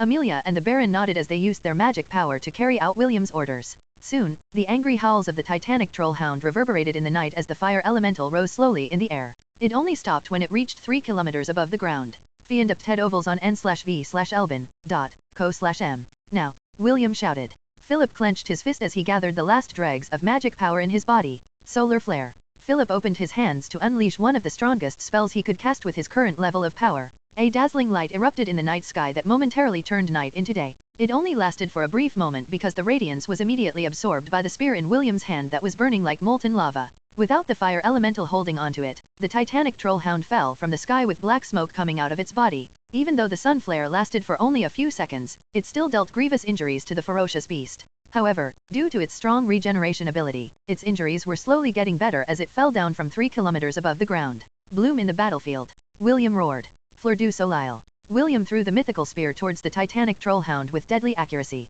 The moment the spear embedded itself on the monster's chest, a powerful explosion similar to a small nuclear missile sent shockwaves on both the sky and the ground. After the explosion ended, a beautiful flower bloomed and illuminated the night sky. Although it was not bright enough to turn the night into day, like the solar flare, it still could be seen for many miles around the barony of Bradford. The defenders on the ramparts had already been blown away by the blast, including the trollhounds on the ground. Fortunately, Amelia managed to cast a windshield to neutralize the shockwave and kept her father from being blown away by the impact. The father and daughter pair looked at the radiant flower in the sky in awe and admiration. Philip felt a tingle ran down his spine as he looked at the youth that had unleashed that unbelievable display of power. If he had any misgivings about William being the knight commander of the kingdom, all of them were erased by the deadly flower that illuminated the sky of his barony. William raised his hand and a shining golden spear flew down from the sky to appear before him. It then transformed into a golden ring and returned to his right ring finger. The red-headed boy looked at the flower in the sky, before shifting his attention to the Baron of Bradford. Philip looked back at William and nodded his head. It was his way of thanking William and acknowledging his mistake in underestimating his abilities. He should have known better. The king wouldn't appoint someone who was not qualified to become the commander of a knight order that served directly under him. Chapter 220, He Who Dwells in the Marshes. A mile away from the hometown of Amelia, the titanic green-scaled trollhound was slowly reforming its body. Currently, the only thing that it had regenerated was its head and neck area. Its muscle tissues pulsated like the beating of a heart as it continued to reconstruct its missing body parts. If someone were to see this scene, they would think that it would perfectly fit the setting of a horror film. So there you are, William said as he approached the 2-meter-long head while riding on Ella's back. Behind him were over 500 trollhounds that looked like little puppies that had lost their master. These were the ones that didn't run away after the battle ended. The majority of the hounds scattered after their leader was obliterated in the skies of the barony. William didn't bar their way because it was too much of a hassle. Instead, he used his authority as the shepherd to make the remaining trollhounds obey his orders. Due to the shock they had received and the fact that all of them were Class E beasts, they didn't have the strength, nor willpower, to disobey William's orders. Can you talk? William asked. The titanic trollhound snorted and closed its eyes. The one who created it was a human, so it hated humans to the core. Although William was a half-elf, the titanic trollhound was not interested in talking to him. William scratched his head because he could tell that this beast was one tough cookie. If possible, he wanted to add it to his herd because it was the strongest creature that he could tame with his current strength. How about we make a deal, William said with a serious expression. You tell me what you want most in the world. If I can grant it, you will join my herd. How about it? The titanic trollhound remained indifferent to William's proposal. The red-headed boy talked to it for half an hour, but the creature didn't even bother to give him a glance. William tried to entice it with different benefits, and also told it countless reasons why it should join his herd, but the boss of the trollhounds was resolute in ignoring him. Left with no choice, William turned his attention to the hundreds of trollhounds that had survived the battle behind him. Who among you wants to follow me? William asked. I promise that those who follow me will never go hungry again. You will have food to eat every day and have the opportunity to grow stronger. This is a once-in-a-lifetime opportunity. Those who want to become part of my herd, step forward. At first there was no movement, but among the hundreds of trollhounds, a single trollhound walked towards William. This particular trollhound was so skinny, that it was almost bone-like. Clearly, it was suffering from malnutrition and was on its last legs in life. Although trollhounds had powerful regeneration abilities, they were creatures that still needed to eat. All test novel on novelben/.cm. They could still die if their bodies didn't receive any nutrients. Once a trollhound died, its corpse would be eaten by its fellow hounds until not even a single bone was left. Such was the life of trollhounds who lived in a group. The trollhound made a low growl laced with extreme hunger. William didn't know if what he heard was the beast's growl or the growl of its stomach. In any case, one thing was clear, it was starving and asking William if what he said earlier was true. William waved his hand and the trollhound was automatically added to the members of his herd. He then tossed a huge chunk of meat that was taken from the body of the hyenas that were killed in the whimsical forest, to the trollhound. Seeing the piece of meat in front of it, the trollhound hungrily devoured it to sate its hunger. Its companions started to salivate and even thought of snatching the meat from the skinny hound. Some of them had even stepped forward to do just that, but a glare from William froze them in their tracks. Only those that join my herd will be eligible to eat the food I provide. William grinned evilly. How about it? Just say yes and you'll be able to eat your fill. All of your lives will be easier. The troll hounds were starting to waver. Their gazes shifted from the chunk of meat that their comrade was eating back to William. The red-headed boy knew that he was so close to luring the troll hounds into becoming his subordinates. Unfortunately, the titanic troll hound behind him chose this time to ruin his parade.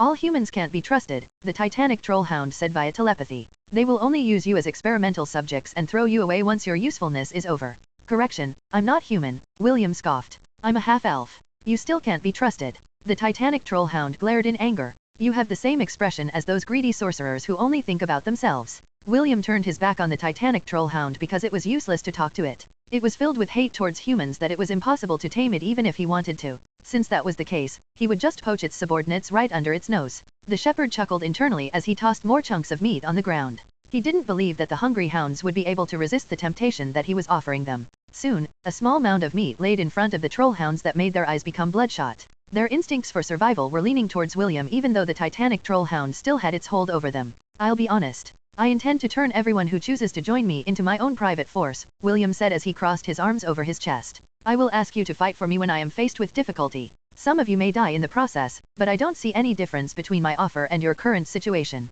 If you are planning to invade human territories, you are bound to face strong warriors. You already saw what I am capable of doing and, sorry to say that there are humans far stronger than me. William's words made the trollhounds shudder. William was the strongest person they had seen so far, and he was saying that there were humans far stronger than him. If that was the truth, then wouldn't that mean that they were just courting death? The trollhounds glanced at each other. Soon, more of them stepped forward and joined the skinny hound in eating the mound of meat that was in front of them. They had completely submitted to William and the latter didn't even have to add them to his herd because he knew that these hounds were now loyal to him. The titanic trollhound glared at the weaklings that were enticed by a few pieces of meat. Deep down, it disdained the trollhounds that rebelled and cursed them. All of you will regret this day, the titanic trollhound growled. Don't come running back to me when you see his true colors. William turned his head to look at the beast that was looking at him in disdain. Don't worry. They will not regret their decision. Out of the hundreds of trollhounds, only 70 decided to join William's side. Although it was far smaller than his initial estimate, he was still happy with the result. System, can you now modify the Ring of Conquest to perform the task I wanted?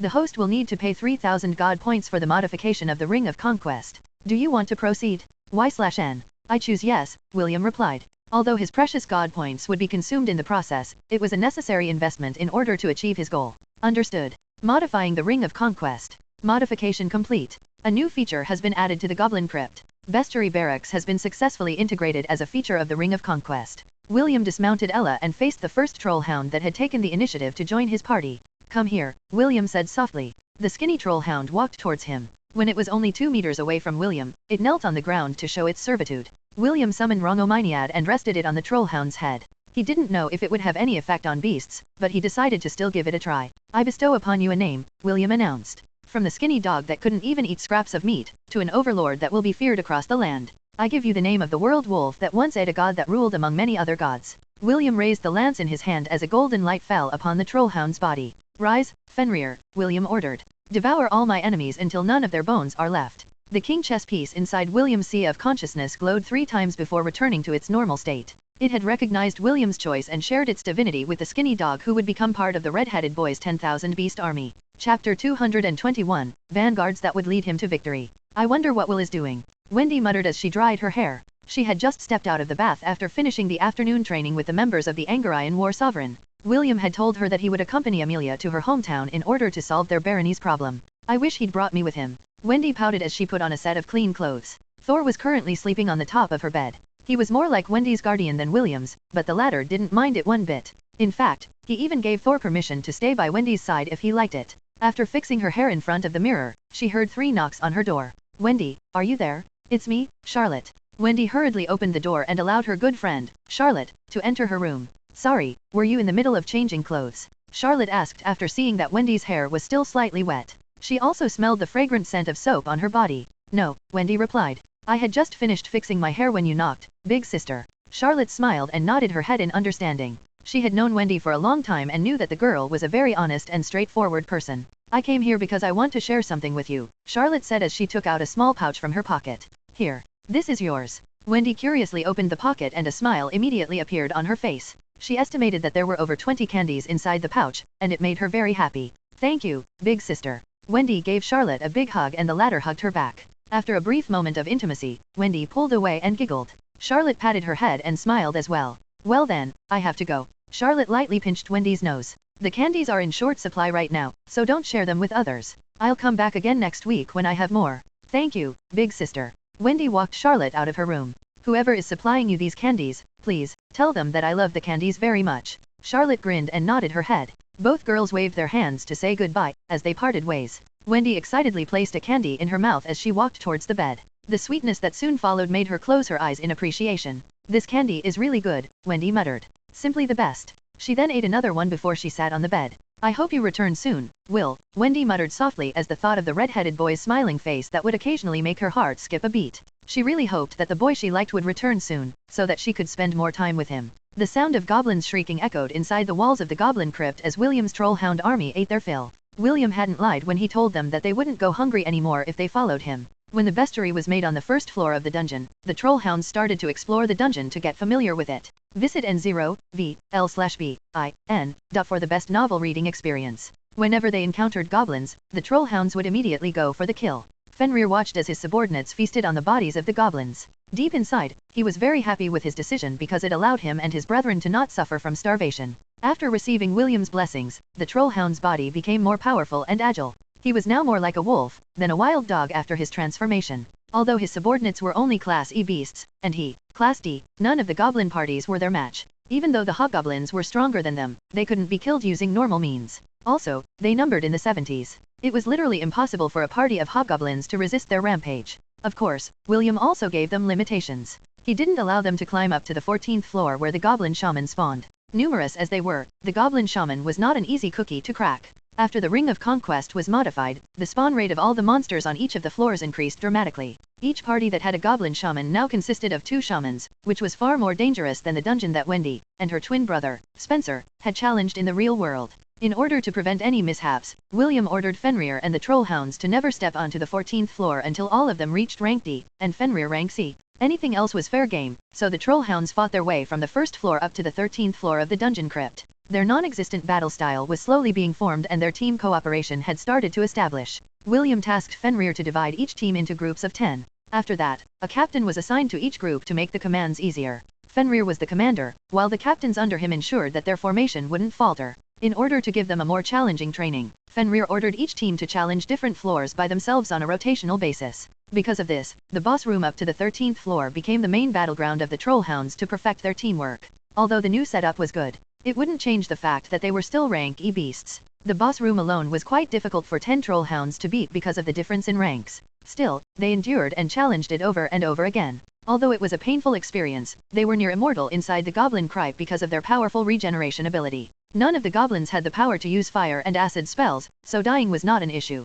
Fenrir joined his subordinates in battles against the hobgoblin leader. He was tired of being weak and helpless. That was why he fought with everything he had in order to not disappoint his new master, who had given him quite the blessing. William heard the system's report and was very satisfied with the results. The red-headed boy was confident that, given time, the trollhound army would be one of the vanguards that would lead him to victory. All he needed to do now was nurture them all until they became an unstoppable force that would help him conquer his foes in the battles that would happen in the future. Chapter 221, Vanguards that would lead him to victory. I wonder what Will is doing. Wendy muttered as she dried her hair. She had just stepped out of the bath after finishing the afternoon training with the members of the Angarian War Sovereign. William had told her that he would accompany Amelia to her hometown in order to solve their barony's problem. I wish he'd brought me with him. Wendy pouted as she put on a set of clean clothes. Thor was currently sleeping on the top of her bed. He was more like Wendy's guardian than William's, but the latter didn't mind it one bit. In fact, he even gave Thor permission to stay by Wendy's side if he liked it. After fixing her hair in front of the mirror, she heard 3 knocks on her door. Wendy, are you there? It's me, Charlotte. Wendy hurriedly opened the door and allowed her good friend, Charlotte, to enter her room. Sorry, were you in the middle of changing clothes? Charlotte asked after seeing that Wendy's hair was still slightly wet. She also smelled the fragrant scent of soap on her body. No, Wendy replied. I had just finished fixing my hair when you knocked, big sister. Charlotte smiled and nodded her head in understanding. She had known Wendy for a long time and knew that the girl was a very honest and straightforward person. I came here because I want to share something with you, Charlotte said as she took out a small pouch from her pocket. Here. This is yours. Wendy curiously opened the pocket and a smile immediately appeared on her face. She estimated that there were over 20 candies inside the pouch, and it made her very happy. Thank you, big sister. Wendy gave Charlotte a big hug and the latter hugged her back. After a brief moment of intimacy, Wendy pulled away and giggled. Charlotte patted her head and smiled as well. Well then, I have to go. Charlotte lightly pinched Wendy's nose. The candies are in short supply right now, so don't share them with others. I'll come back again next week when I have more. Thank you, big sister. Wendy walked Charlotte out of her room. Whoever is supplying you these candies, please, tell them that I love the candies very much. Charlotte grinned and nodded her head. Both girls waved their hands to say goodbye, as they parted ways. Wendy excitedly placed a candy in her mouth as she walked towards the bed. The sweetness that soon followed made her close her eyes in appreciation. This candy is really good, Wendy muttered. Simply the best. She then ate another one before she sat on the bed. I hope you return soon, Will, Wendy muttered softly as the thought of the red-headed boy's smiling face that would occasionally make her heart skip a beat. She really hoped that the boy she liked would return soon, so that she could spend more time with him. The sound of goblins shrieking echoed inside the walls of the goblin crypt as William's trollhound army ate their fill. William hadn't lied when he told them that they wouldn't go hungry anymore if they followed him. When the bestiary was made on the first floor of the dungeon, the trollhounds started to explore the dungeon to get familiar with it. Visit n0vl/bin for the best novel reading experience. Whenever they encountered goblins, the trollhounds would immediately go for the kill. Fenrir watched as his subordinates feasted on the bodies of the goblins. Deep inside, he was very happy with his decision because it allowed him and his brethren to not suffer from starvation. After receiving William's blessings, the trollhound's body became more powerful and agile. He was now more like a wolf than a wild dog after his transformation. Although his subordinates were only Class E beasts, and he, Class D, none of the goblin parties were their match. Even though the hobgoblins were stronger than them, they couldn't be killed using normal means. Also, they numbered in the 70s. It was literally impossible for a party of hobgoblins to resist their rampage. Of course, William also gave them limitations. He didn't allow them to climb up to the 14th floor where the goblin shaman spawned. Numerous as they were, the goblin shaman was not an easy cookie to crack. After the Ring of Conquest was modified, the spawn rate of all the monsters on each of the floors increased dramatically. Each party that had a goblin shaman now consisted of 2 shamans, which was far more dangerous than the dungeon that Wendy, and her twin brother, Spencer, had challenged in the real world. In order to prevent any mishaps, William ordered Fenrir and the trollhounds to never step onto the 14th floor until all of them reached rank D, and Fenrir rank C. Anything else was fair game, so the trollhounds fought their way from the 1st floor up to the 13th floor of the dungeon crypt. Their non-existent battle style was slowly being formed and their team cooperation had started to establish. William tasked Fenrir to divide each team into groups of 10. After that, a captain was assigned to each group to make the commands easier. Fenrir was the commander, while the captains under him ensured that their formation wouldn't falter. In order to give them a more challenging training, Fenrir ordered each team to challenge different floors by themselves on a rotational basis. Because of this, the boss room up to the 13th floor became the main battleground of the trollhounds to perfect their teamwork. Although the new setup was good, it wouldn't change the fact that they were still rank E beasts. The boss room alone was quite difficult for 10 trollhounds to beat because of the difference in ranks. Still, they endured and challenged it over and over again. Although it was a painful experience, they were near immortal inside the goblin crypt because of their powerful regeneration ability. None of the goblins had the power to use fire and acid spells, so dying was not an issue.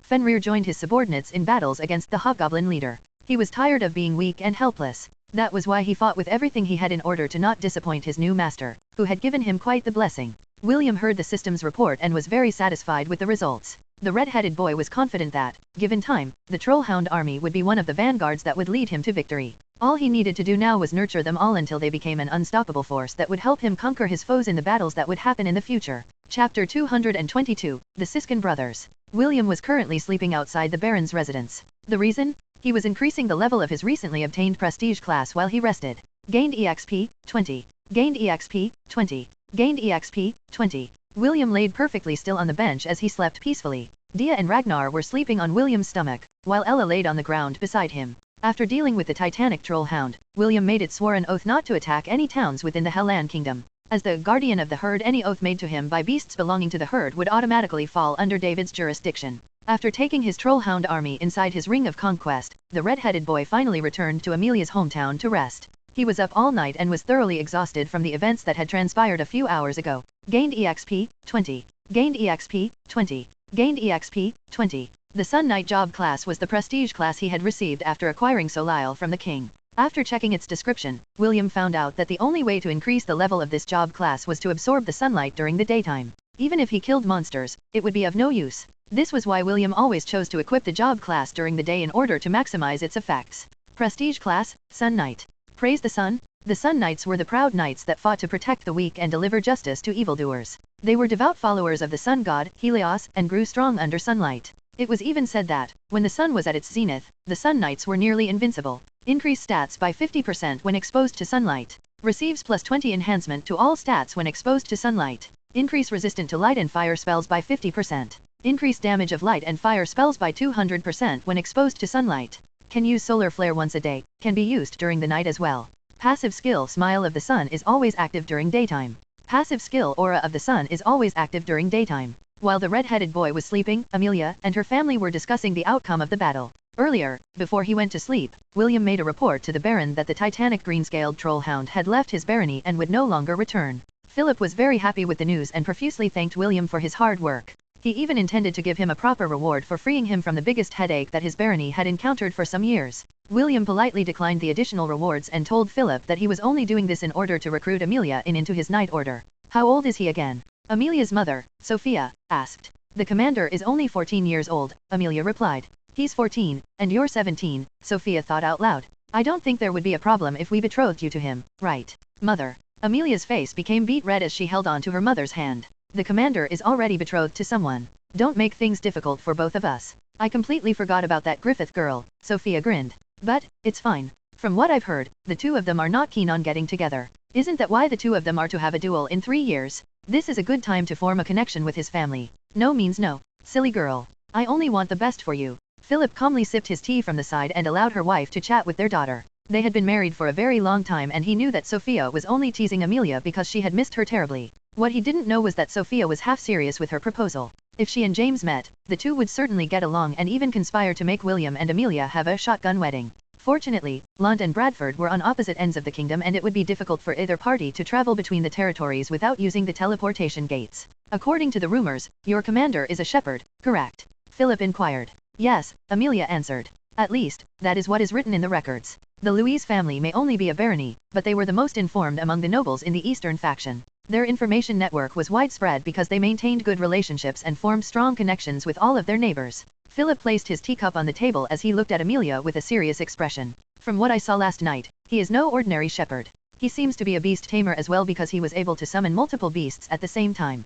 That, I'm not sure, Amelia lowered her head. This was the first time I've seen Commander William fight. Do you really plan to join his Night Order? Philip raised an eyebrow. I promised to join if he was able to solve the problem of our barony. Amelia nodded. Father, I don't want to go back on my word. Philip and Sophia remained silent and simply looked at their daughter's determined expression. Truth be told, they didn't want her to do anything that would put her life in danger. Being part of a Night Order may seem good on paper, but in reality, it was a very dangerous profession. Since they were the king's private army, they would be asked to take on covert missions that always affected national security. These missions would definitely involve danger, so the couple was not too keen about accepting Amelia's decision. Philip and Sophia were blessed with 4 children, and Amelia was the only daughter of their household. The two of them, and their sons, treated her like their treasure and would fight anyone who dared to hurt her. They would not give that person face, even if he was the commander of a Night Order. Father, mother, please, trust me, Amelia pleaded.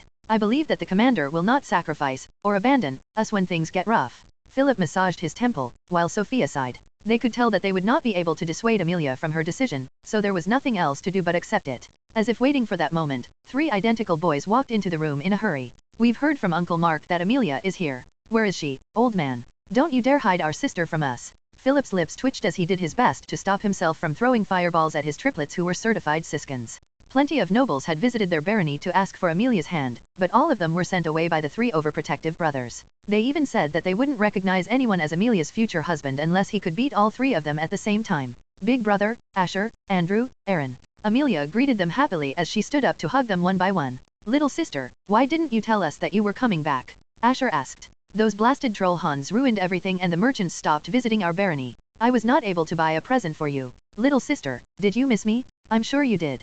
After all, I am the one that loves you the most in this family, Andrew interjected. Little sister, are there any guys bothering you in the academy? Aaron inquired with a tone laced with killing intent. Just tell us and we will immediately go there to kill talk to him about the meaning of life. That's right. Why did I forget about that? Sister, are there any scum that you want us to kill? Just say the word and it shall be done. It's a good thing I bought a new sword from the traveling merchant. He guaranteed its sharpness and I've been dying to find something to test it out on. Check Wbnovel chapters at novelbin.com. Amelia's smile widened because she could tell how much her big brothers loved her. They always pampered her and would always beat up the boys who bullied her when she was young. All of them had brown hair and eyes like their father. Only Amelia inherited her mother's green hair and eyes. Philip, who was quietly listening to this scene, suddenly had an idea. A mischievous smirk appeared on his face as he made a gesture for the 3 boys to look at him. Actually, there is a boy outside the residence that is planning to recruit your sister into his night order, Philip explained. Your sister made a promise that if he was able to resolve our current situation, she would gladly be part of his personal night squad.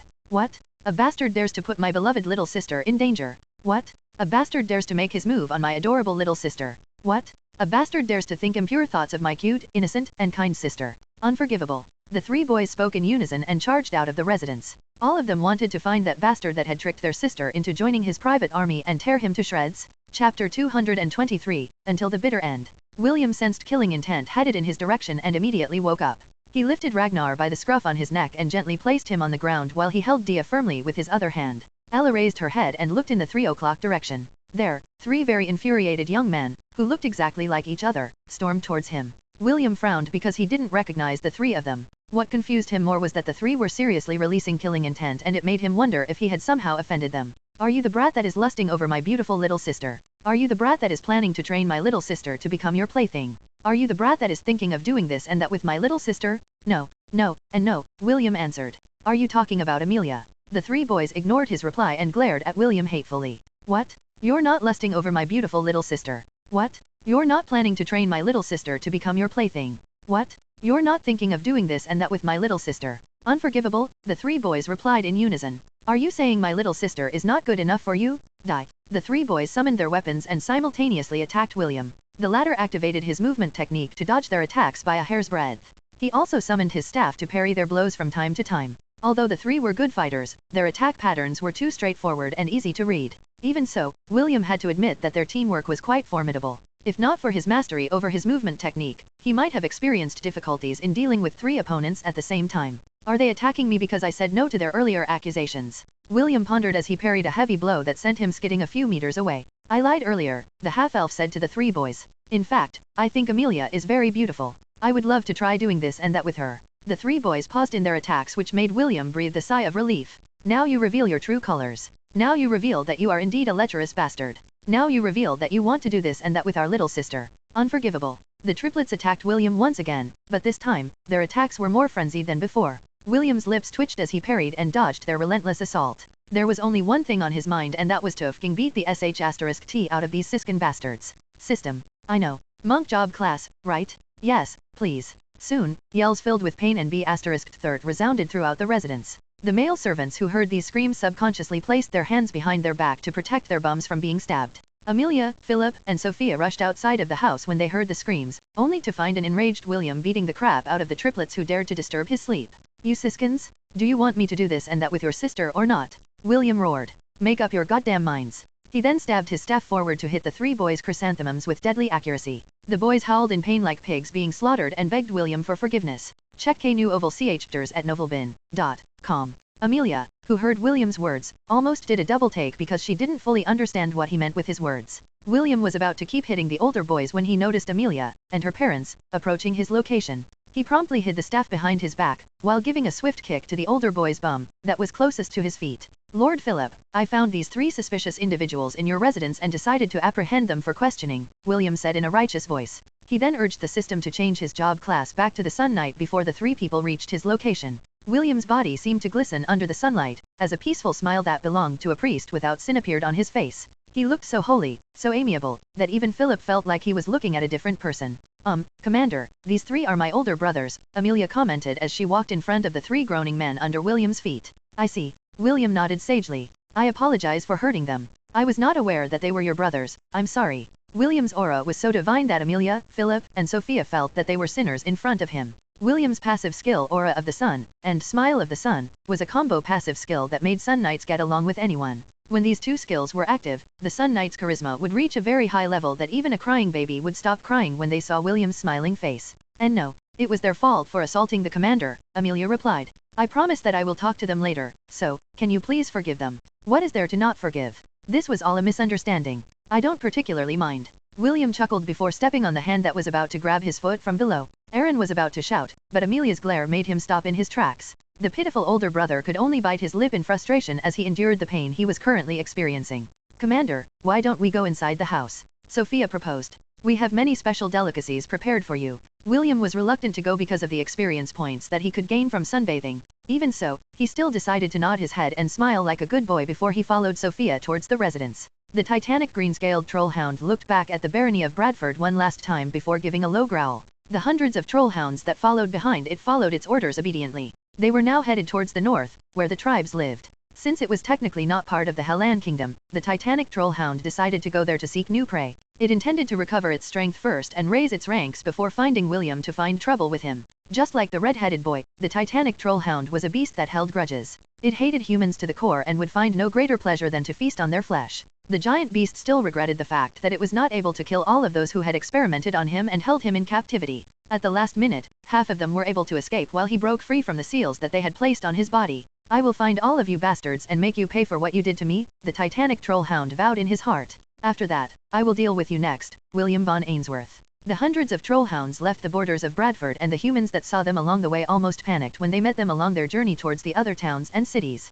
Merchant caravans and commoners, who were traveling the roads that they passed, collapsed in fear when the horde of monsters appeared before them. Although the trollhounds were salivating at the sight of helpless prey, they couldn't attack any of them because of the powerful restriction that had been placed on their bodies. Using the power of the god of contracts, William made sure that they would not be able to break their word. If they did, they would combust into flames, leaving only ashes behind. The ordinary trollhounds may not be able to survive this oath, but the titanic trollhound was different. With its rank and near immortality, William's contract didn't scare it one bit. The only reason why it was honoring its oath was due to a nagging fear that was coming from its very being. For some reason, it felt afraid. Afraid that if it broke its word, it would suffer a fate worse than death. The titanic trollhound didn't want to take its chances and break the oath. He still wanted to take revenge on those that had experimented on and tortured it every day to test its regeneration ability. It refused to die until its revenge was fulfilled. This was the sole meaning of its existence, and it was determined to carry it out until the bitter end. Chapter 224, Underground Base Part 1. Somewhere in an underground facility in the southern continent.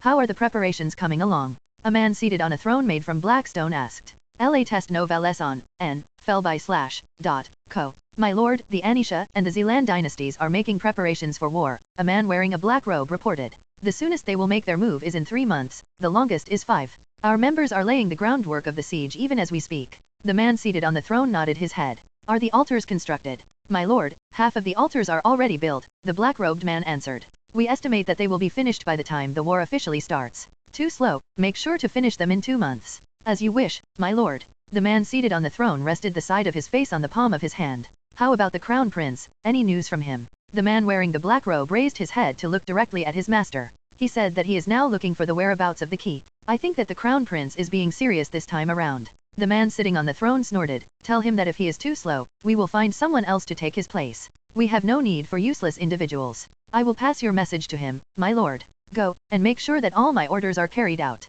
"Yes, my lord." William frowned as he moved towards the mountains within the territory of Bradford. The miasma seeping into the land had lessened after the trollhounds had left the territory, but they were only responsible for spreading the miasma. The source was still active, and William was planning to see if he could do something about it. A meter-and-a-half-tall trollhound, with dark silver fur, guided William and Ella towards a secret passageway that led to the inner depths of the mountain. "Commander, where are we?" Amelia asked. She was currently riding with William on Ella's back as they traveled the underground passageway. "We are in a secret base that was abandoned by sorcerers," William replied without looking back at her. "This is the place where the trollhounds were born." Originally, William didn't plan to bring Amelia along. However, since this was the barony of her parents, he decided to let her accompany him on his investigation. Amelia's face became grim when she realized that an unknown organization had managed to infiltrate their territory and even build an underground base without her father's knowledge. As a daughter of the barony, she was very concerned about the long-term repercussions of having this place under her father's nose. Fenrir gave a low growl, signaling that they had reached their destination. After being knighted by William, the trollhound's body grew larger and its rank rose as well.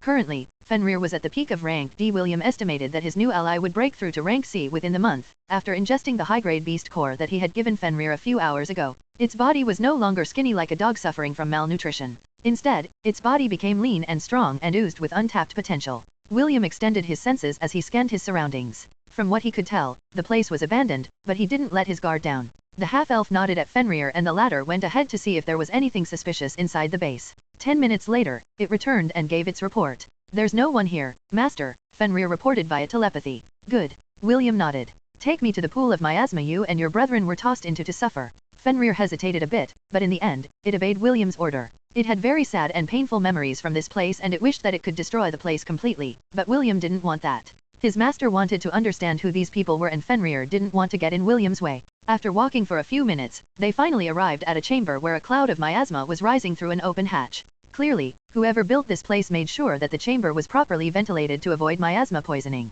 This is... Amelia's eyes widened in shock. A miasma pool. William dismounted from Ella's back and carefully walked towards the pool in order to observe it properly. Fenrir had already told him about the miasma pool, but it was bigger than he had expected. It was at least 100 meters long and 50 meters wide. It was the size of 2 Olympic swimming pools joined together. The water seemed to be boiling due to the thousands of bubbles and steam that were rising from its surface. The fur on Fenrir's body was standing up on end as if it was remembering something very scary. If not for William's presence, it might have already bolted out of the chamber and run back towards the exit. The memories it had of the secret base, and the organization that ran it, were still fresh in its mind. System, do you have any suggestions? Answering the host's question, there are 3 ways that we can deal with the current situation. First, we can upgrade the functions of the Ring of Conquest to allow dungeon modifications of the Goblin Crypt. However, it would require 10,000 God points. Currently, the host's balance is only 1,000 God points. William patiently waited because it knew that the system was still not finished with its explanation. The second option is to use the power of Solile to completely dry out the pool.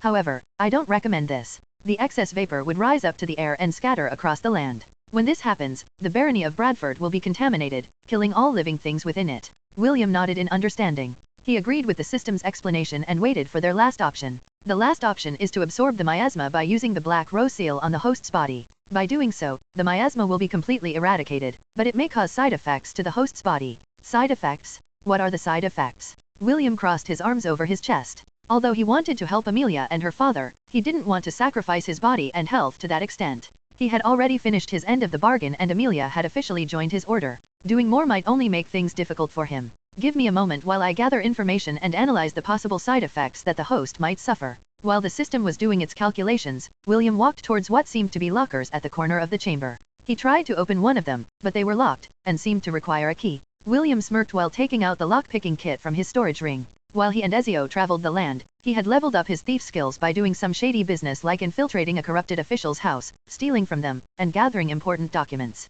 After a minute of tinkering, William managed to open one of the drawers and what he found inside made his expression turn grim. Chapter 225, Underground Base Part 2. Modified Human Troll Army Project. William muttered as he read the document in his hand. A humanoid hybrid that has superior regeneration ability with only one weakness, acid strong enough to melt adamantium. Amelia, who was standing beside him, sucked in a cold breath because she couldn't believe what she was hearing. Why, you mean this facility was made to turn humans into trolls? Amelia couldn't contain her outburst. And they built it here in our barony. This means that they were planning to use our citizens for their experiments. Amelia glared hatefully at the pool of miasma in the distance while gnashing her teeth. If not for the fact that something had gone terribly wrong with the organization's plan, their barony might have suffered a calamity of untold proportions. William didn't reply to her and read the rest of the document. This time, he read silently. He didn't want Amelia to be blinded by rage and destroy the whole facility out of anger. He needed to gather more information about this hidden organization that he was hearing about for the first time. After reading the scroll, the red-headed boy picked up a small book that seemed to be a diary.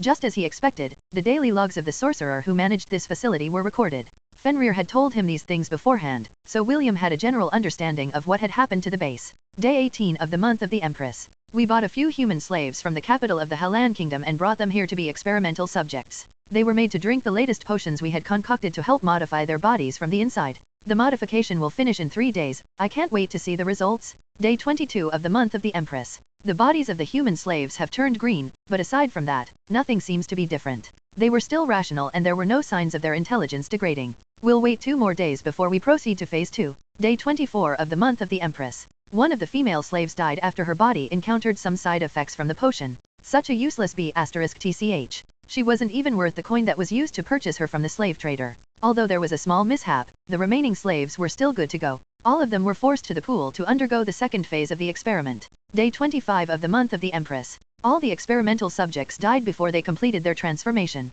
I guess the miasma was too much for them to resist. No problem, we will just modify the potion in order to give them a tougher skin. Day 12 of the month of the Magician. Failure? All of them are failures? I refuse to believe that my research is wrong.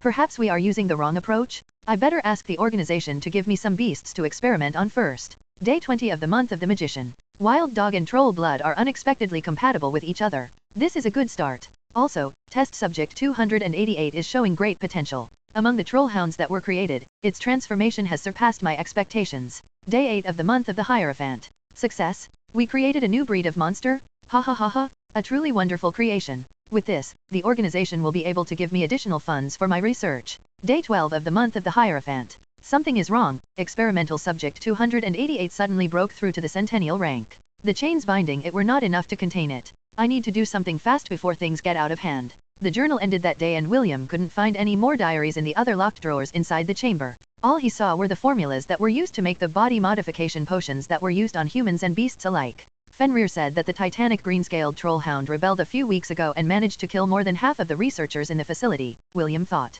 The sorcerer was only able to save his life because he used a teleportation scroll. William clicked his tongue after connecting the dots together. He felt regret that the titanic trollhound wasn't able to kill the mastermind behind its suffering. So that sorcerer is still at large. William narrowed his eyes as he gazed at the pool of miasma. This is troublesome. The half-elf was feeling slightly anxious because if the sorcerer resumed his experiments elsewhere, a new titanic trollhound might be born. Also, there was a possibility that the sorcerer had managed to gather enough data to make the human troll project a reality. If this was true, then only a handful of individuals would be able to stop an army of mutated trolls if they decided to wreak havoc inside the Hellan kingdom. While William was deep in thought, the system finished its calculations and notified him right away. There are 3 possible side effects that might occur to the host after the Black Rose seal absorbs the pool of miasma. The first one is that the power of the seal would be strengthened and the host's inability to use magic would be extended for 4 more years. William grimaced when he heard the first side effect. This was something that he didn't want to have happen to him. He was thankful that he lost his magic power a few years ago because it made him realize his shortcomings. It also allowed him to train and build his foundation. However, having an extension to his magicless state was something that he wanted to avoid at all cost. The second one is that the host will unlock a new prestige class called Dreadlord. This is an extremely rare job class that is a level higher than most prestige classes. However, the chance of acquiring it is only 0.00000000001%. If the host fails to acquire this job, the host's body will explode due to the inability to contain the miasma. The third side effect is that the host's body will undergo a transformation and turn into a centennial monster slime made from miasma. The chances of this happening is 40%. William sighed. None of the options were appealing to him. Although the Dreadlord job class was enticing, the percentage was just too low for him to take a gamble. System, are there any other options? William asked. I don't want to leave this miasma pool here. The sorcerer might come back and, if he does, he will come fully prepared with reinforcements. Sorry, host. I can't think of other means aside from using god points which we currently do not have. Is there no other way? William wondered. I swear I saw something about miasma somewhere.